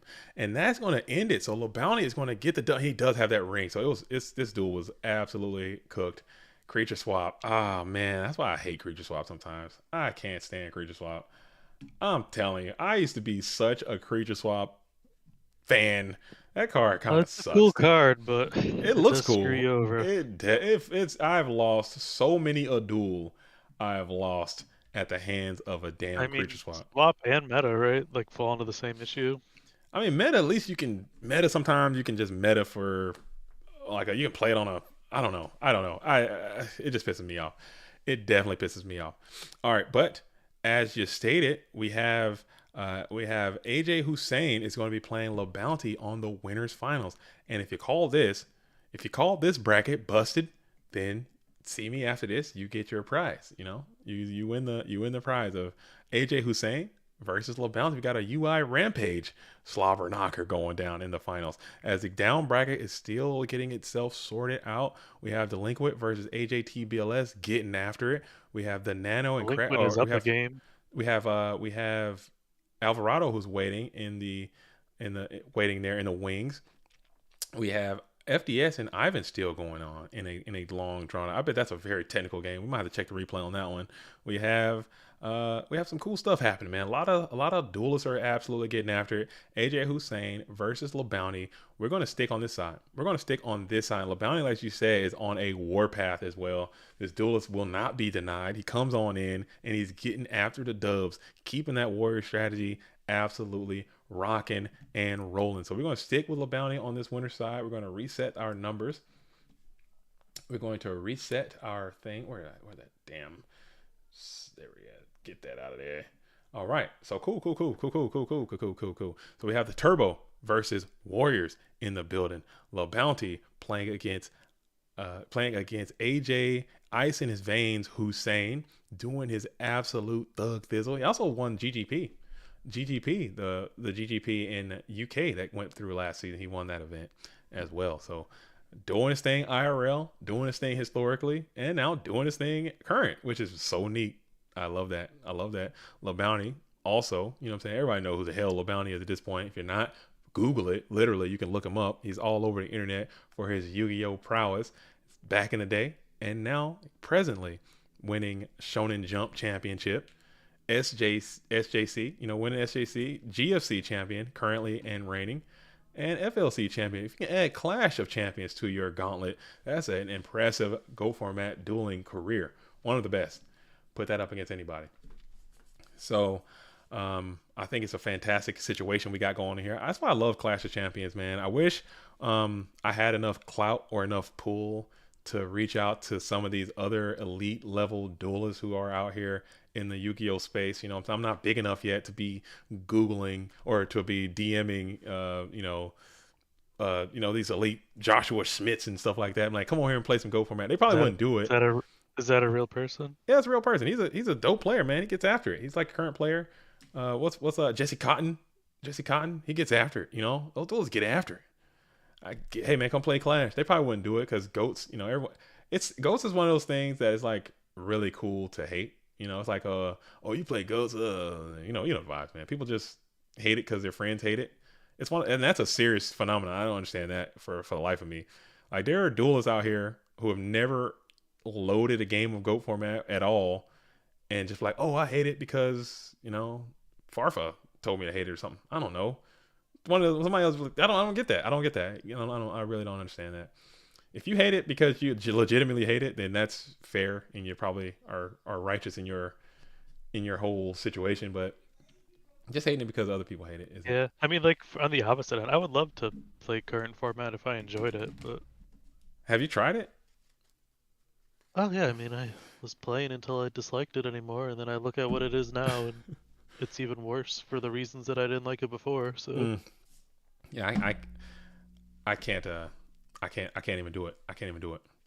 I would love to. I played every format up until 2016. Like, it's not like. Yeah. I've only ever played retro formats. That's me.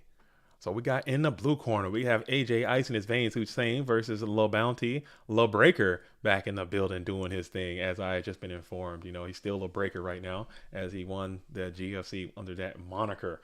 Okay, so here we go. It's Samer Alex says the duelists that hate on Go format were 3 years old when they when they were playing back then. That's true. That's true. It makes sense because it's like you said, if nostalgia is a huge driving factor of why people play retro format Yu-Gi-Oh, or I don't understand why people play Yu-Gi-Oh in general. Maybe it's competition or something to do. Whatever your reasons are, if nostalgia is a big part of it, then if you're 5 years old when Go format is happening, you're not going to remember it fondly. And that's a huge component of nostalgia. AJT comes out with AJH is going to come on out with a delinquent duo, getting a quality rip on this Book of Moon, and going to shuffle before sending another card. You're not going to remember GOAT format fondly, so how can you have nostalgia for it? Whereas if whatever format you had. I don't think even nostalgia just for the old cards, or just for the format, just for playing with the old cards itself. Yeah. Just having the ability to play Pot of Greed. Like, there's lots of people who maybe played right before GOAT format or right after GOAT format that also like GOAT format just because it's like, okay, these are the old cards I know and liked. Because honestly, like if you watch any of those YCS streams, or like I were talking about earlier, if you watch any Konami thing that they're doing now, they're still pushing this stuff. They're still talking about Pot of Greed. You'll see Pot of Greed being mentioned. You'll see these cards being mentioned because they're just iconic. These are iconic cards. It means something to people. And I've said this before on other streams. If I take a Pot of Greed, and I probably should do this. Maybe I should do this for the channel and just walk around downtown and just show people pictures of Pot of Greed. Like, do you know what this is? Just random citizens, and just see what their reaction is. Like, yeah, no, that's Pot of Greed. That's a Yu-Gi-Oh card. Do you play Yu-Gi-Oh? No, I watched the show years ago. You think that'll be the answer, or will it be you get away from me? I don't think so. I think I'm charming. I think I'm charming. I think I'm charming enough, and I think I have a good approach. I think I won't just run up on people. It's like, I'm Tyrone. I'm not gonna Tyrone people. I'll have enough tact. You gotta send Rex Speedman to ask them. Like they're eating like a bonbon or something. I just smack it out their hand. I'm on the scene. What is this? Oh my god! Please help! Shut up, nerd. Or have the sickest duelist ever ask them. No, I'm like, just show them a picture. Like, hey, what is this? Do you know what this is? Excuse me, ma'am, sir. Do you know what this is? Oh, I know what that is. That's a Pot of Greed, man. I remember watching that on the show. All right, thank you for your time. All right, so AJ Hussein is coming on out with a full sack operation right there. You love to see that if you're playing it. Hating to have that. Does shoot delinquent pot is just a combo breaker. Killer Instinct coming on in, hitting you with some kid combo. Love that's pain. That's a pain. That's a what is that? Let's see. I hate that. I hate that, dude. That's a I summon Pot of Greed. Oh, that's the wrong one. That's a Exodia. Oh, Obliterate. That sucks, man. 5-card combo. I hate that, dude. I hate that. That's rough. But you know what? LaBounty's been down again. As I mentioned, some of these duelists know how to play when you're down, and sometimes you can play through a lot of the stuff. And if you get to your BLS or something, maybe you can just make it happen from that point. I don't know. What time is it? It is 11:50. Okay, we're entering hour number 3. We're entering hour number 3, and I thought I could. Time for the 3-hour energy. I thought I could make it to 5, Scully, but I don't think I can. I might have to rip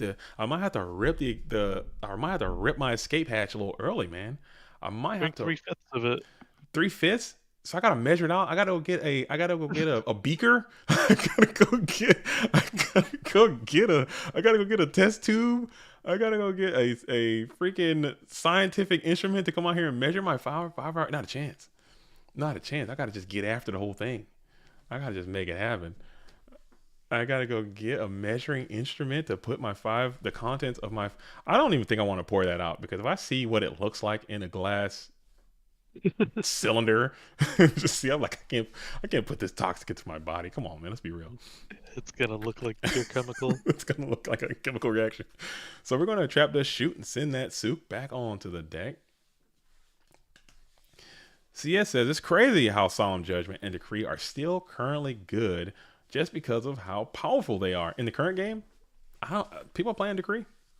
No, people aren't even playing traps because they're too slow because you have to set them. No, they have some decks, like stun decks. I think they play some trap cards. They have trap cards that you play from your hand now. That's cool. Sort of. Yeah. I don't know. That's what the creator of Yu-Gi-Oh! Intended. Rolling in his damn grave. Trap cards played from the hand. But I wish, honestly, where can they, only reason, again, you know me. I love a spectacle. I love seeing things that are just out of their mind. I like seeing stuff that are just crazy. Where can they possibly go next is my question. So like I said, I'm all on board the fantastic and amazing train. Like I'm all on board for Fast and Furious 10. Because I just want to see, where can they possibly go? Where can Yu-Gi-Oh! Possibly go next? I have no idea. Like Pendulum was such an extreme that. Like, do you know how a pendulum summon works? I learned about 3 weeks ago. I learned how to pendulum summon about. I don't think they even do it anymore, really. But like as soon as they ever announced that, I was like, okay, the wheels are off. We're in a rocket ship now. Yeah, you can like put one down and have one on the left zone and numbers through your right zone. You can like send stuff to your extra deck and then something like that.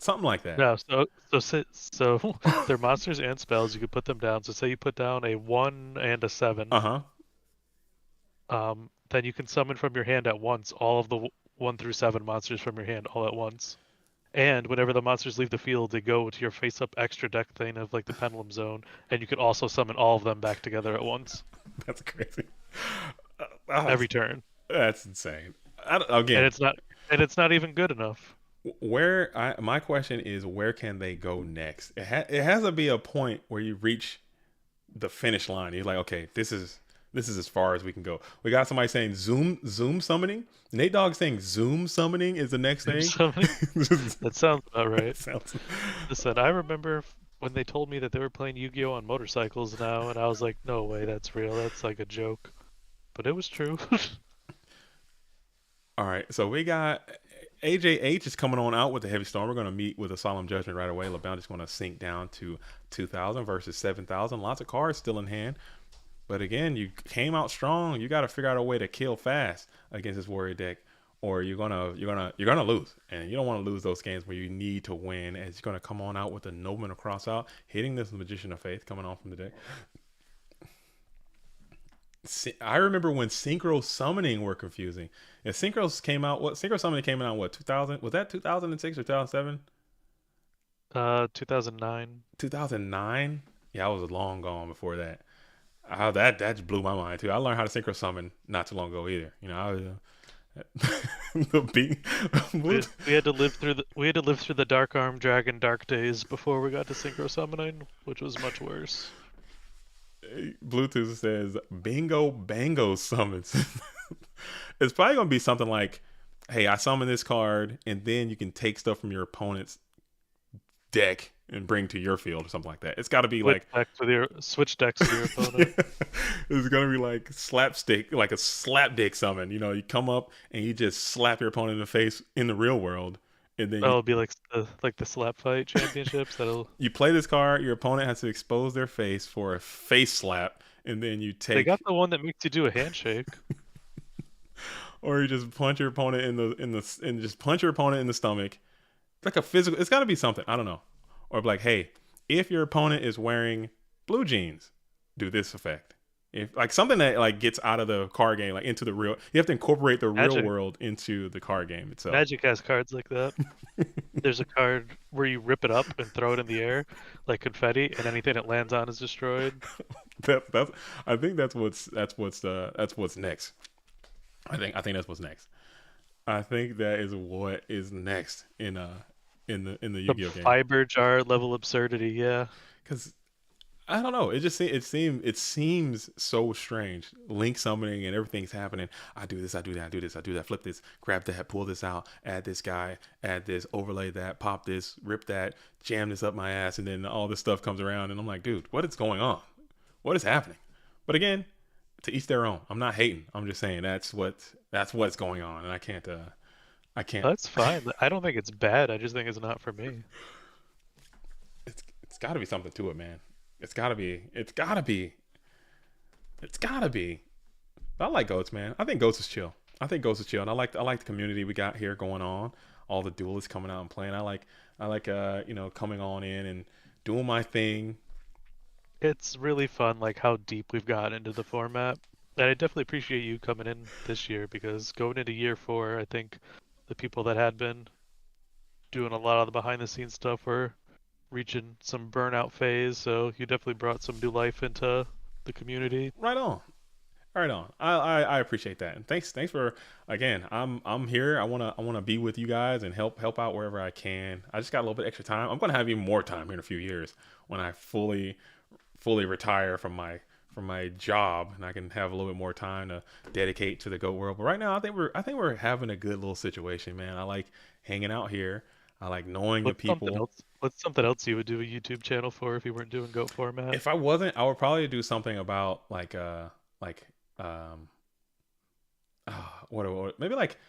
like home repair kind of thing. Cause I like home repair. I like talking about houses.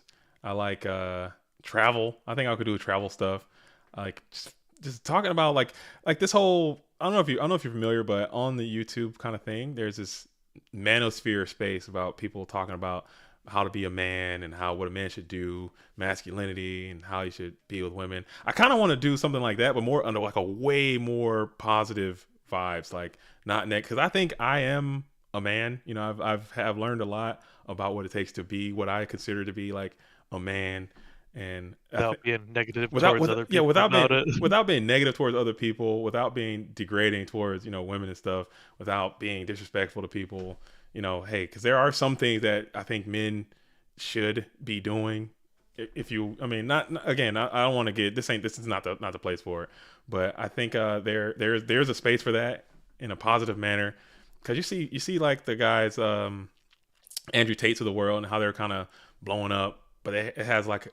Some of the stuff might be good, but some of the stuff has some very negative connotations with it, man. And I don't think that's the way, especially when you see like positive space of exactly for the audience. When you see like young boys, hey, I'm the top G. You're 10 years old.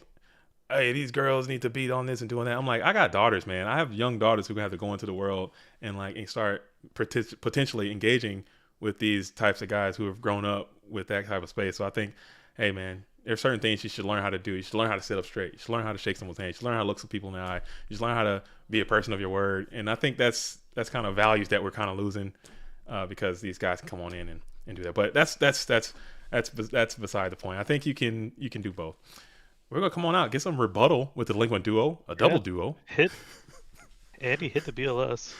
Oof. Now AJ gonna probably have to set the hand, unless that's 2 monsters in hand. That would be rough.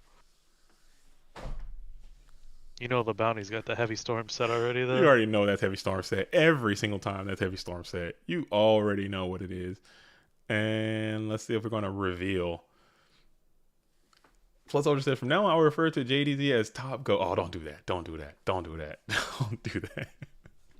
Don't do that. Top Go. Yeah, I'm telling you, man, because it's not a lot of dads out there. It's not a lot of 30-plus-year-old duelists out here in the city streets, man. Out here getting after it. So there's got to be somebody who's like me out there, And because it's hard, it's hard to live in this world, especially if you're a man and you're single and you got a job that you hate. You don't have, the friends that you want. You're not getting. And then someone opens Duo on you on top of it, and you just lose your lid. That's what happens on the ladder, man. And you just out here, you're just trying to fit, just trying to fit in this world, man. It's just hard. No one's gonna. Sorry, I need to stop cussing, but no one's going to have any sympathy for you. So just someone that can, just lose it. That's what happens on the ladder. Dude, you see what I'm talking about on that go format dueling ladder is just a mess. It's a damn mess. It's a mess. It's a mess. It's a mess. Because people are just like. Just all anonymous online spaces, not just the GOAT duel ladder. Oh, but that's just where. Oh, and there it is. You already knew he had it. You already knew he had it every single time. That's gonna be that heavy storm. Both duelists losing the call to Hunt and losing the graceful charity. Ooh, got a little greed. Kill both of these and then Duo. Yeah, that's rough. That's rough. No. The ladder is a swamp. Year 2001 said. I think it's bad, man. I think it's getting worse. It's getting worse. It's getting worse, man. It is what it is, man. It is what it is. You have to accept it because, like I said, I enjoy it. I think it's dope. I think it's a dope thing to do. But at the same time, it's like, man, come on, man. You don't got to be that way. You don't got to be that way. Which causes more people to be toxic. Which causes, in turn, it just spreads. So we're going to go ahead and hit up LaBounty. Oh, AJH got the win on that one, so I'll put a 1-0 here. Make sure that's correct. Delinquent defeated AJT, by the way. Delinquent has defeated AJT. What is Delinquent playing? Did you have any idea what the world champion is playing? He's on the RGT. I would like to see it. Playing Carl now. I would like to see an AJT style RGT rant. How he ranted about Edison. I thought it was a pretty epic rant. Shout out to the player of the year. Absolutely getting after it. Won another FLC championship this year, bringing it up to 3. Okay, reigning FLC champion. This duelist is back in the fight, trying to get another player of the year run. Looks like he's doing what he can to get after it. So shout out to him for that. Hope everybody in chat or watching later will enter the GFC next month. Ooh, yeah. Show of hands. Let me get a what's a good number? Let's get a 20. Let me get a 20 in the chat if you're playing GFC 20. Go ahead and type it in. If you plan on playing in the 20 of the GFC, throw a 20 in the chat so we have an idea of who's showing up. As this Mystic Swordsman level 2 is going to clear that singing and it's going to punch on in. Let me get an idea. Throw a quick 2-0 in the chat. Undefined's playing. Undefined's in there. Okay. We got Moxies saying, I'm winning. Moxies OGBG is playing. Okay, I see you out there. Okay, Manny Lopez is playing, so Bobby Buckets is in the building. Oh, Bluetooth says, I'm trying to see if I'm available. You need to just cancel your plans and get on in GFC 20. It's going to be the big one, man. Hopefully we can hit. I want to see if we can hit 250 in this event, man. I think we can do it. I think we can do 250 in this GFC. If we can all push it, tell your friends about it. That's the goal. 267. Oh yeah, 266 was the biggest one we've had. I would be anything over 250 would be great. All you guys tell your friends, man. Spread the word. Tell your folks about it. Get people in there. Max it out. And it's free, completely free to enter, and you have a chance to win actual money. Oh my goodness, this is CS. I love that. That copy pasta is probably gonna be one. It's gonna be up there with me as one of my favorites. As Tribe's gonna come on in, doing quality damage to the hitbox of the blue corner. 1 card in hand, punching on in, clearing with the level 2, killing with the Tribe. Nate Dogg says it's low odds with how big it is, but we will see. Hey man, it doesn't just get in there and play. You never know. It could be every dog or winning an invite. Every Nate Dogg has its day. You know what I'm saying? Nate Dogg, shout out to you. You did it once. You can do it again. Just get in there and send. Take that thing right on to Send Town. No big deal. And the robust Mirror Force. And we're going to solve that. No. We're gonna say no to that Mirror Force. Now LaBounty's at a 3,500. Oh man, BLS has already been binned already. 3,200 versus 3,500.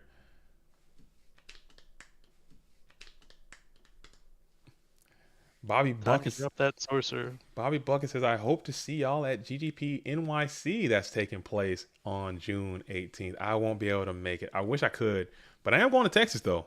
So if any duels out there in Austin, you want to come and kick it with your boy JDZ at GGP Austin, I'll be out there playing, getting after it. You know what I'm saying? Removing my commentator headset again and trying to hit the dueling arenas. And now we're going to hit the Regeki break. Regeki break will target that tribe infecting virus, perhaps. Yes, we're going to target that 1600, relieving a little bit of pressure, leaving that little guy in attack position before slamming it into the main phase 2. We're going to set another spell trap. This will let the serpent at least wall, unless LaBounty has another monster. Okay, we're gonna rip that upstart goblin. Still trying to get to some trains. Still got some very live cards left in your deck. You got some very good units still left over. But LaBounty has 2 sets, 1 little dude in attack position. Nate Dogg is bound for a GFC dub, no cap, as what Bluetooth is saying. Year 2001, getting after it. Maybe. I mean, I think it's time. But those GFCs, those things are massive. And a lot of duelists bring a lot of, man, it's some DJing that comes on. I love it. I love duelists who just show up and get it in. All right. Sorcerer into Jinzo. This could be trouble. Ooh. I don't know what's going on. Did we lose? Is the stream up? Can you guys see it? Am I? It is up, but it did switch over to a different video when I was on the screen that I had it playing on. Did it really? Am I having some issues? But it's up. Okay. Because I see. I don't know what happened though, because we lost half the viewers too. Yeah, everybody's leaving. I don't know what's going on. I was just looking at that and I just saw that the stream is up but lagging a bit. Got booted twice. What the hell is going on? Yeah, I think YouTube just had some issues. Okay. So hopefully everyone gets back in. I don't know. I just saw that too on my end. I'm gonna pull my Streamlab thing back up because that can be maybe something I'm doing over here. Should I end it and restart it? No, I think we're good. No, I think it was just a YouTube glitch. Okay. They did. You know what I'm saying? Nobody wants to see us out here shining. Nobody wants to see the GOAT world out here shining. You know what I'm saying? Even YouTube is like, you know what? To hell with what these duelists are doing. If you can find I think we're still glitching like hardcore. I don't know what's going on. Okay, stop playing as the video was over. There's some bug. Sent me to a whole video 3 times now. Really weird, guys. I don't know what's going on. Let me see if I can. Let me check behind the scenes. Everything seems to be going great on my end. Very peculiar indeed. They don't want to see. I missed how that game just ended too. Did you? Okay. Yeah, it was. I did too. I kind of looked away. LaBounty was facing down he must have drew BLS or something. He was facing down a Jinzo the last I looked. Okay. Everything seems up and at 'em on my end, but I think it's the YouTube thing. I wouldn't stress it. Okay. All right. He got to the snatch steal. Okay, so we got some field reporters out there. Again, everyone, if you can find your way back in, if you can. YouTube is butt chugging. Bugging. Okay. Butt chugging. Oh man, I thought Jay Easy thinking back to his college days. Butt chugging. I thought Jay Hansen said YouTube was butt chugging. I was like, whoa, what a minute. Maybe it could be butt chugging or just don't want to see us shine. YouTube don't want to see us shine, man. I'm telling you, that's what I'm convinced. They don't want to see us out here getting after it. They don't want to see us out here living our best life. Okay. So, Dan, this event is getting after. We have AJ Ice in his veins, Hussein, going headlong into a chainsaw of Jonathan LaBounty, who is trying to make his way into the winners finals of Clash of Champions. Right now, we are sitting at game 1-1. Both of these duelists are 1-1. So just so you know, JDZ, the chat they have up on stream is like cut off the way you have it right now. Oh, is it? Okay. Let me fix that too. A little too far to the left. All right. Which one? The one where you like have the YouTube chat being overlaid on the stream. Oh, is it? Oh, this whole time and no one's told me, man. Who's my field reporter? I think it happened when you went back in and out of it. Okay. I was about to say, man. I gotta fire some of my field reporters, man. I gotta fire some of the AV team, man. We gotta get some AV units out there. You gotta let me know because I can't see it most of the time. And when I can, it's because I'm looking at it like the size of a quarter. You know, it's so small. All right, all right. So we got All right, so this one. Well, just so everyone knows, I offered to send JDZ a monitor and the cable, and he said he wants to live in pain. Man, I'm just a citizen, man. I am just a random citizen. Oh, LaBounty coming out with some gracha again. How's that? That looks a little bit better. Sorry if it's been messed up this whole time. If you're just tuned into the stream.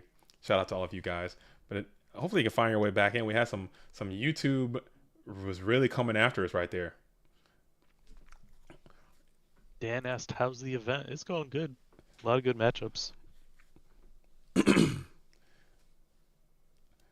John Pike says, JDZ, get that second monitor already. Okay, I will. John Pike says it. John Pike, I will. I'm gonna do it. It's just like you gotta understand. If I get the new monitor, I'm gonna have to get a new desk.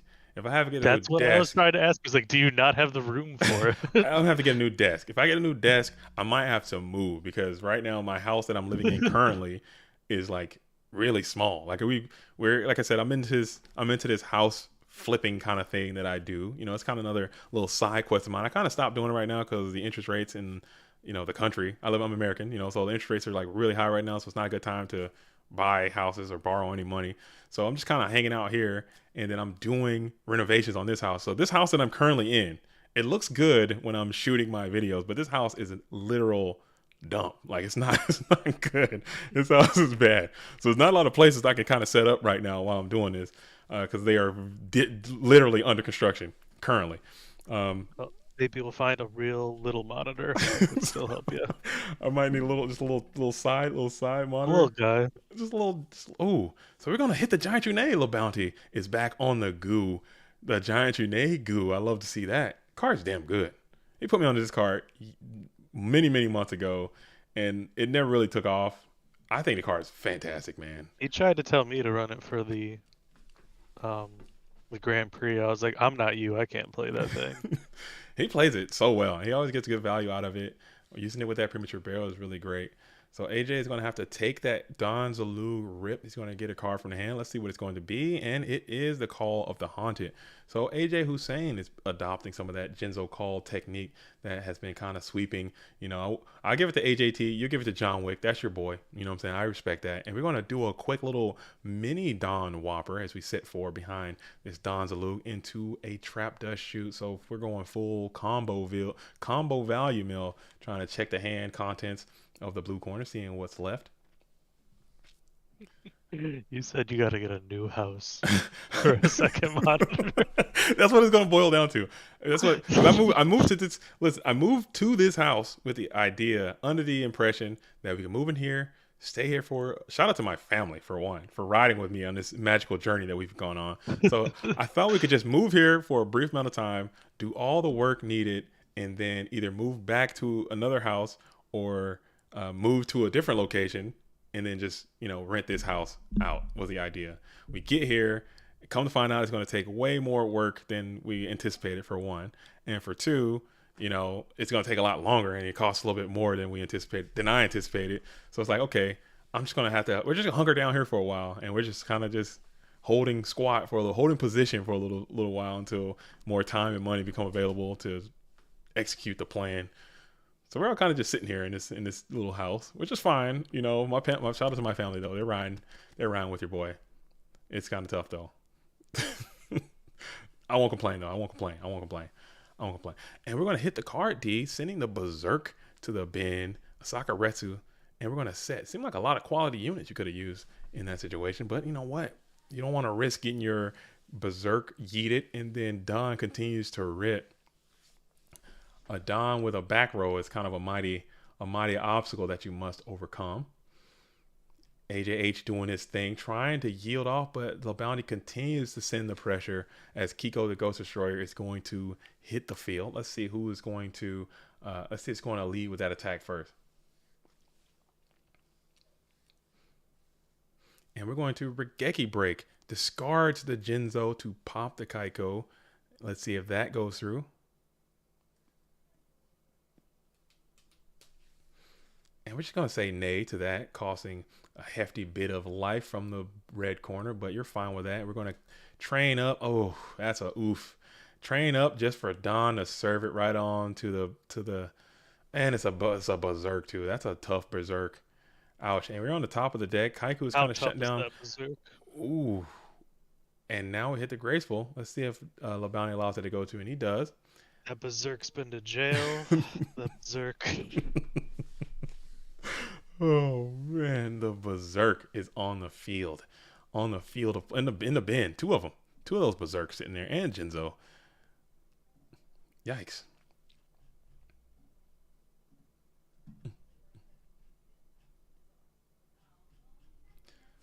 All right, and we're going to go ahead and set one card on the back row. No Dust Tornado in the end phase.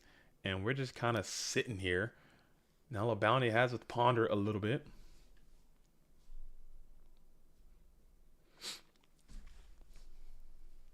And now we're thinking about it in that first main phase. And we're just going to rip it right into the battle phase and try to crunch on in with everybody. Mirror Force here is kind of tough, sending both of those Dark Mons to the bin. Is there a Call of the Squanted coming on in? No Call of the Squanch. There's no Call of Hunted coming on back in. All right, how's again? Any field reporters out there? Can I get an AVT? How's the stream looking now? Is it still doing that thing? Is it doing what it was doing earlier? I think we're good now. We're good to go. Okay. We're back up to 60 people watching. Right on. Okay. So we hit the premature burial in the second main phase, bringing back the Kaiku, the Ghost Destroyer.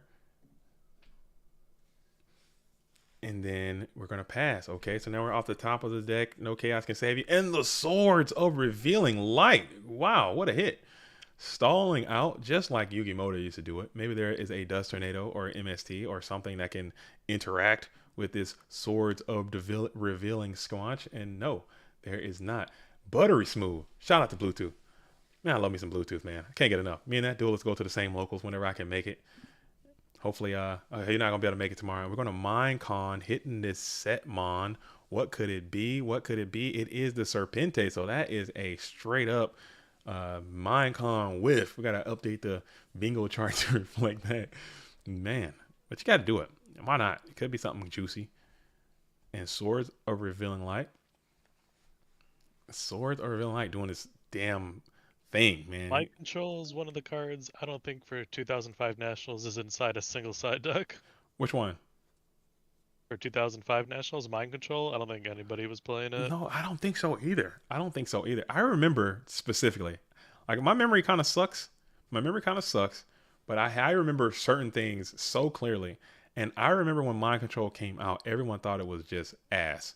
But everyone thought Enemy Controller was like the best thing ever.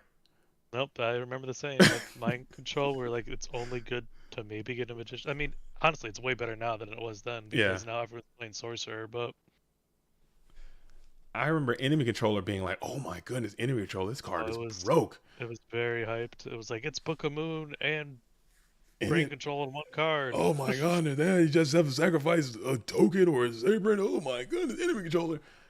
Now I'm like, dude, those roles have been reversed. Mind Control is great.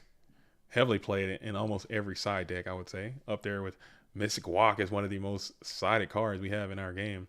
Also find its way into main decks, as well as the Exile Force is going to find itself being flipped, and we're just going to attack in, and then attack in with that Kaiko the Ghost Destroyer, and we're going to Sakuretsu Armor and send that Kaiko off the field. And we're going to recall that. We're going to Call of the Squanted, bringing that dude right on back and smack in for a nice, robust 1800 to the health box of the blue corner. 2 cards left in hand. No more Sinister Serpent being part of this equation. And you got a lot of quality, bulky, muscular cards that are in your bin already. And this Kaiko the Ghost Destroyer is just doing his absolute thing. I'm pretty sure that Premature Burial is no longer a part of this game. Let's get that out of there. Yeah, so that's gonna be no longer with us.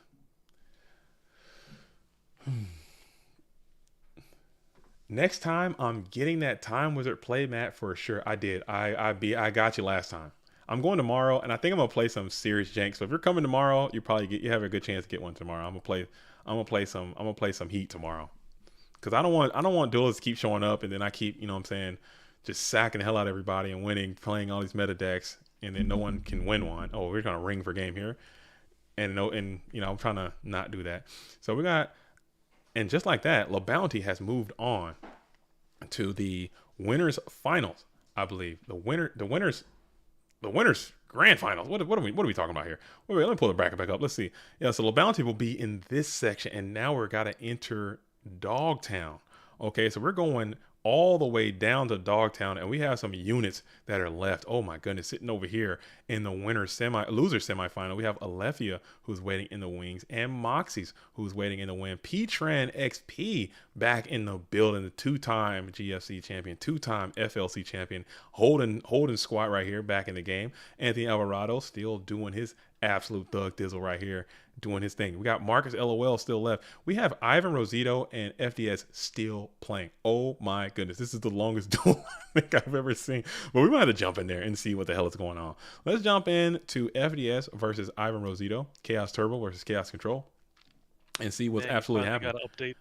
You finally got an update to loser side. Oh yeah, here we go. One time is better than the round thing I was trying to do. I can't do that anymore, folks. I don't think I have. I think so. I don't think I have the mental fortitude to continue. Go back and show the bracket enough that I think it's fine. All right, let's see. To do it the way you did was good. Round. Let's see. We have. Okay, so we're going on down to Dogtown. Okay, this is the loser side. I've been watching Carl versus Delinquent. How's that? Just won game 1. Are they getting after it? They were. That was a crazy game 1. All right, so we're gonna hit that up with if I were a young warthog. Okay, we're gonna slide that on over to make that look. What is that from?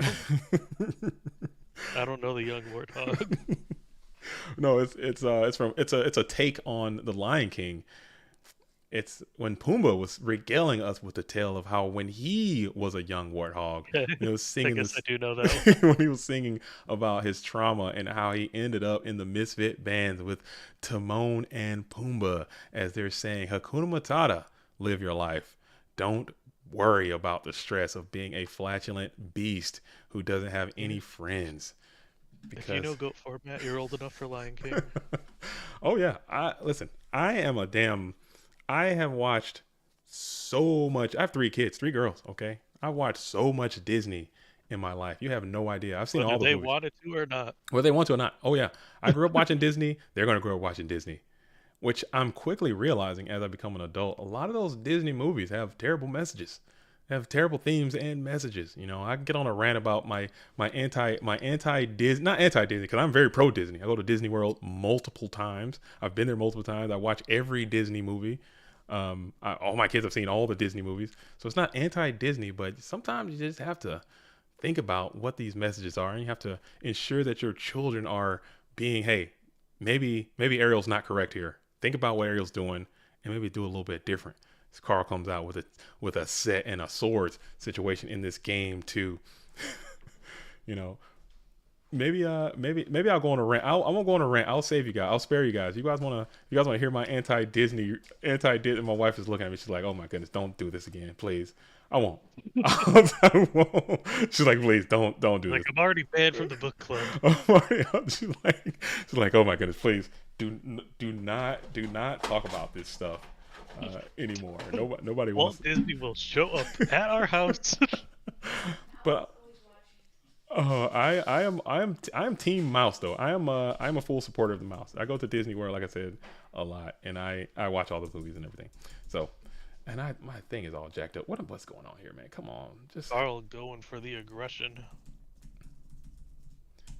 Oh, but it is going to be squanched with this torrential trivia. It's going to send that BLS to the ban. I don't hate it. I honestly don't hate it. I think you have to kind of send it to kind of get this RGT deck finished quick. to kind of get this. John Pike says, "Spill it." Okay, I'll spill it. The Goofy movie has the best. The Goofy movie is probably one of the best. Not necessarily Disney movies. I think Goofy movie is probably one of the best movies ever. Oh, it's top. It's definitely in my top 10. I love me some Goofy movie. I absolutely love it. I absolutely love it. As Delinquent Duo is going to come on down, rip one card from the hand. That's a great card in this matchup as well. Hitting the lightning vortex, hitting the tune table of contents, and they're going to bring out the Break of the Magical Warrior and come on in for a beefy bid of 1,900.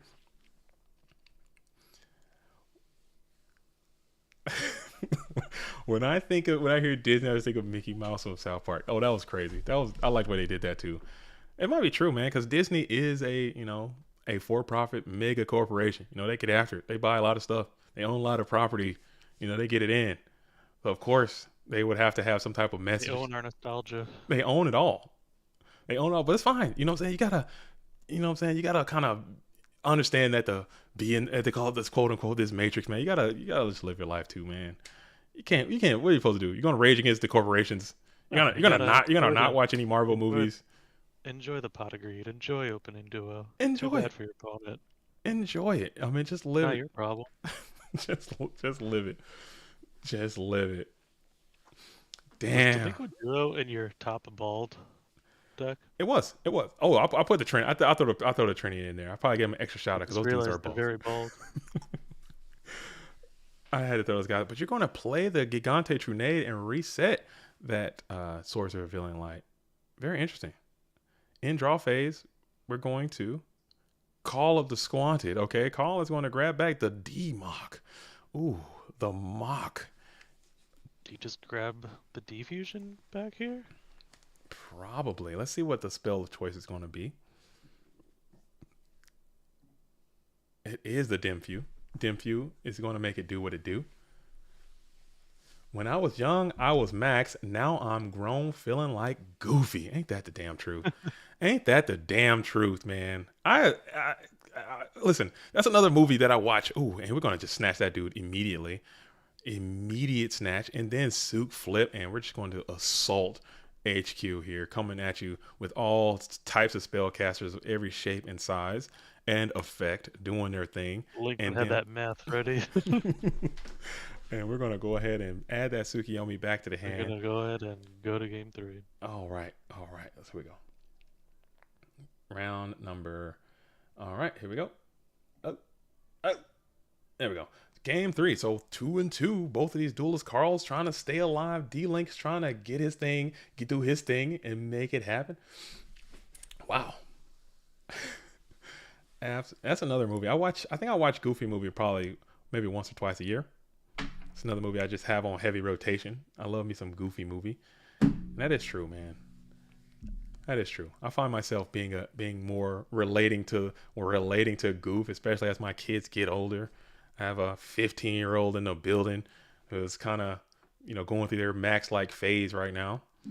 But I'm definitely a Goof. Whatever. No big deal. Toon Table is going to go ahead and bring out this. Talk about a Goof. Look how stupid this card looks. Toon Cannon Soldier looks like an idiot. They could have made that card look better, for real.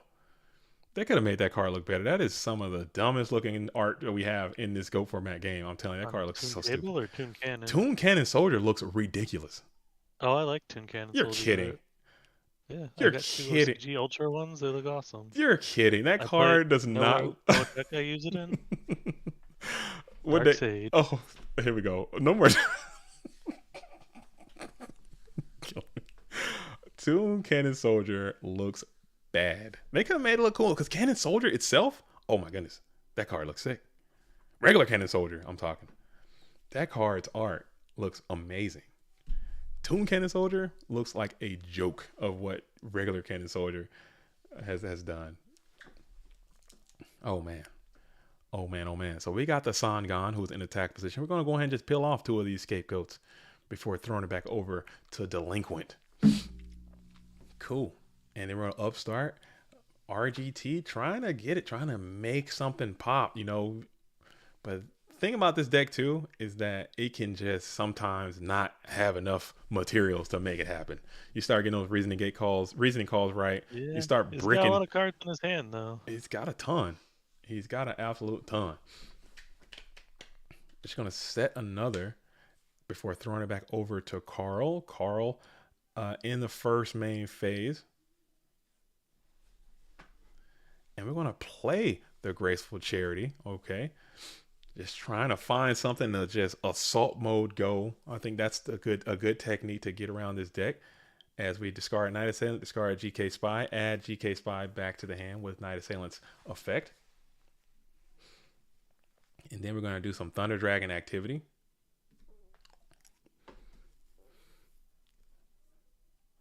Patrick 24 says reasoning is low-key insane. Reasoning itself? Reasoning the card or the whole deck? The deck is... And we're going to come on in, hit with the GK Spy, hit with the Sangan, try to plug in for another 16 with the Breaker. Let's see if that connects. And we're going to peel off some more Scapegoat tokens. So we got more goats as Delinquent is trying to... Interesting. We're just going to hit the TT there. That one, I'm not sure. I'll just put I'm not sure on that play. But hey, you know what I'm saying? Sometimes you got to go with the vibrations, the vibrational frequencies. And we're going to play the Torrential Tribute on the activation of Scapegoats. Maybe you feel like your opposition is in a vulnerable position. And, you know, you don't want them to have any opportunity Charles with those Grave Scapegoats. is totally loaded now, too. A lot of dark mons, a lot of light mons. That might have been had something to do with it. We'll set another card. We're going to set a T set over here in the face of this single set card. We're going to enter the first main phase. On the defensive for Delinquent. And we're going to rip the Pot of Greed. Okay. Love to see that.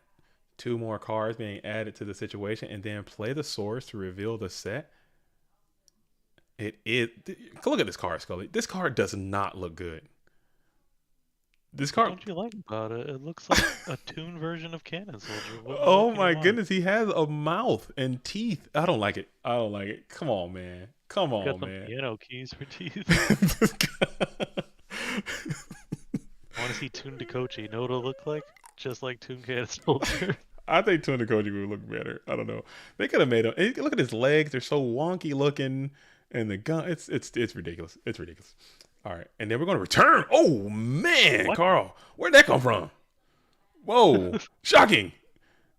But it's not enough damage. It's a lot of damage. Cutting half your life points in half to come on in for... But I guess that does put you... That 5,000. It does put you out of Dimension Fusion range. But you do have to play minus 5K for not game. I mean, you got to go for it. Putting him out of Dimension Fusion range is worth it. Yeah. You do have to go for it. How's he going to deal 5,000 now? Heavy Snatch and BLS, but... Storm. Ring. Yep. And that'll get it done, I believe. As GG's, it's going to be all around. Wow, Carl on the return spice. I love that. That surprised me. The return RKO out of nowhere. Oh, shout out to the world champ though. That's gonna do it for me. I'll leave you guys with your regularly scheduled JDZ program. Are you out, Scully? Where are you going, Scully? I am back to work. Oh, damn. Well, that's Scully, everybody. Our president, CEO, doing his thing. Shout out to Scully, absolutely getting after it, doing his thing. But I'm gonna be here keeping it locked and keeping it rocked all day. And I'm gonna jump on in, stand on this down bracket. We're gonna hop on in and see what GFC versus FLC. We have Ivan Rosito versus FDS in the building right now. They've been playing for a solid 2 hours. These duels have been absolutely getting after. I bet it's still game 2. Oh man, that's what you get when you play those goats, man. These duels are both very very cerebral in their approach, so it's probably a lot of thinking. It's probably a lot of cool things happening in this game that are probably above my skill set or whatnot, but they're getting after it. And they've been playing for a minute. I'm not sure what's going on, but it appears as if Ivan is up a game. FDS has the purple sucking machine on the field doing his absolute thing. 4 cards in hand. We have Ivan who has the Sangan and the GK Spy and 1 set spell trap on the field. Getting after it. Okay. Duelists doing what duelists do. Okay. Nate Dogg, who had the return? It was Carl. Carl revealed return from a different dimension. just showing he can go deep into the bag and mix up, bag of tricks and mix it up every now and then. And we're going to play the Regeki break. Regeki break is going to discard Sorcerer. Sorcerer is going to, or Regeki break is going to pop the 1,000 Irish Strict in that first main phase. All right. Neato-rific. Very cool. All right. How's the stream going? Are we lagging again? Mine's lagging again. Is it still lagging? Mine's doing some weird lagging stuff on my end. Is that still happening? Let me do a speed test. Make sure it's not me. I don't think it should be me. Yeah, my stuff is going so good. I don't know what's going on with this stream, folks.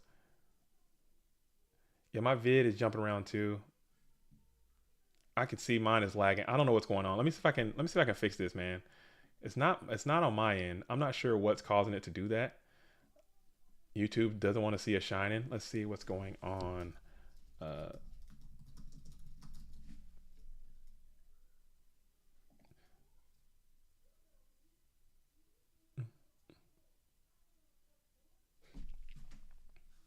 Yeah, dude, my internet is so fast, dude. Oh my goodness.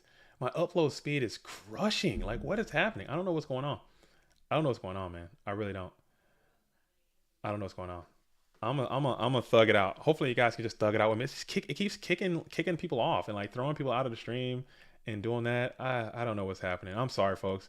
I'm trying to run a professional operation over here, but it appears as if that is impossible at my current position. And now we got another ring for game. It appears, no, there is no book. And Ivan will go ahead and take down FDS. Shout out to both of those duelists. We're going to go ahead and continue to move on. I don't know what something's going on with the stream. We're going to keep riding and just let me know what's going on. Shout out to those hearts. Whoever keeps putting those hearts in there. I like that. It lets me know, that's what's up. I like that. All right, so let's pull the bracket back up to see what's going on. We are still on the downside. LaBounty, again, has found himself well positioned in the winners finals. We have Ivan Rosito, who has just defeated FDS to move on. But I think I'm going to kind of, let's see. We got Marcus. Do you guys want to see Marcus Ivan, or do you want to see P-Tran Pro Rate? Which duel do you guys want to see? And that's the one that we'll go to as which one? Let me know in the chat. The first person that posts a comment on which duel you want to see, that's where we're going to go. So we have two of those duels that are underway. We got Pro Weight versus P-Tran, or we have Marcus LOL versus Ivan Rosito. Either one of those duels, that's one that we're going to go to. Let me know in the chat right now if you can hear me. Ivan, okay, so Joker's Oblivion has set the pace, and we're going to go see Ivan Rosito versus Marcus LOL. LOL Marcus. All right, so let's see. Those duels might be taking a break. They just finished a long, grindy match. They finished a long and grindy duel, so it might be taking a break. It just ended my stream.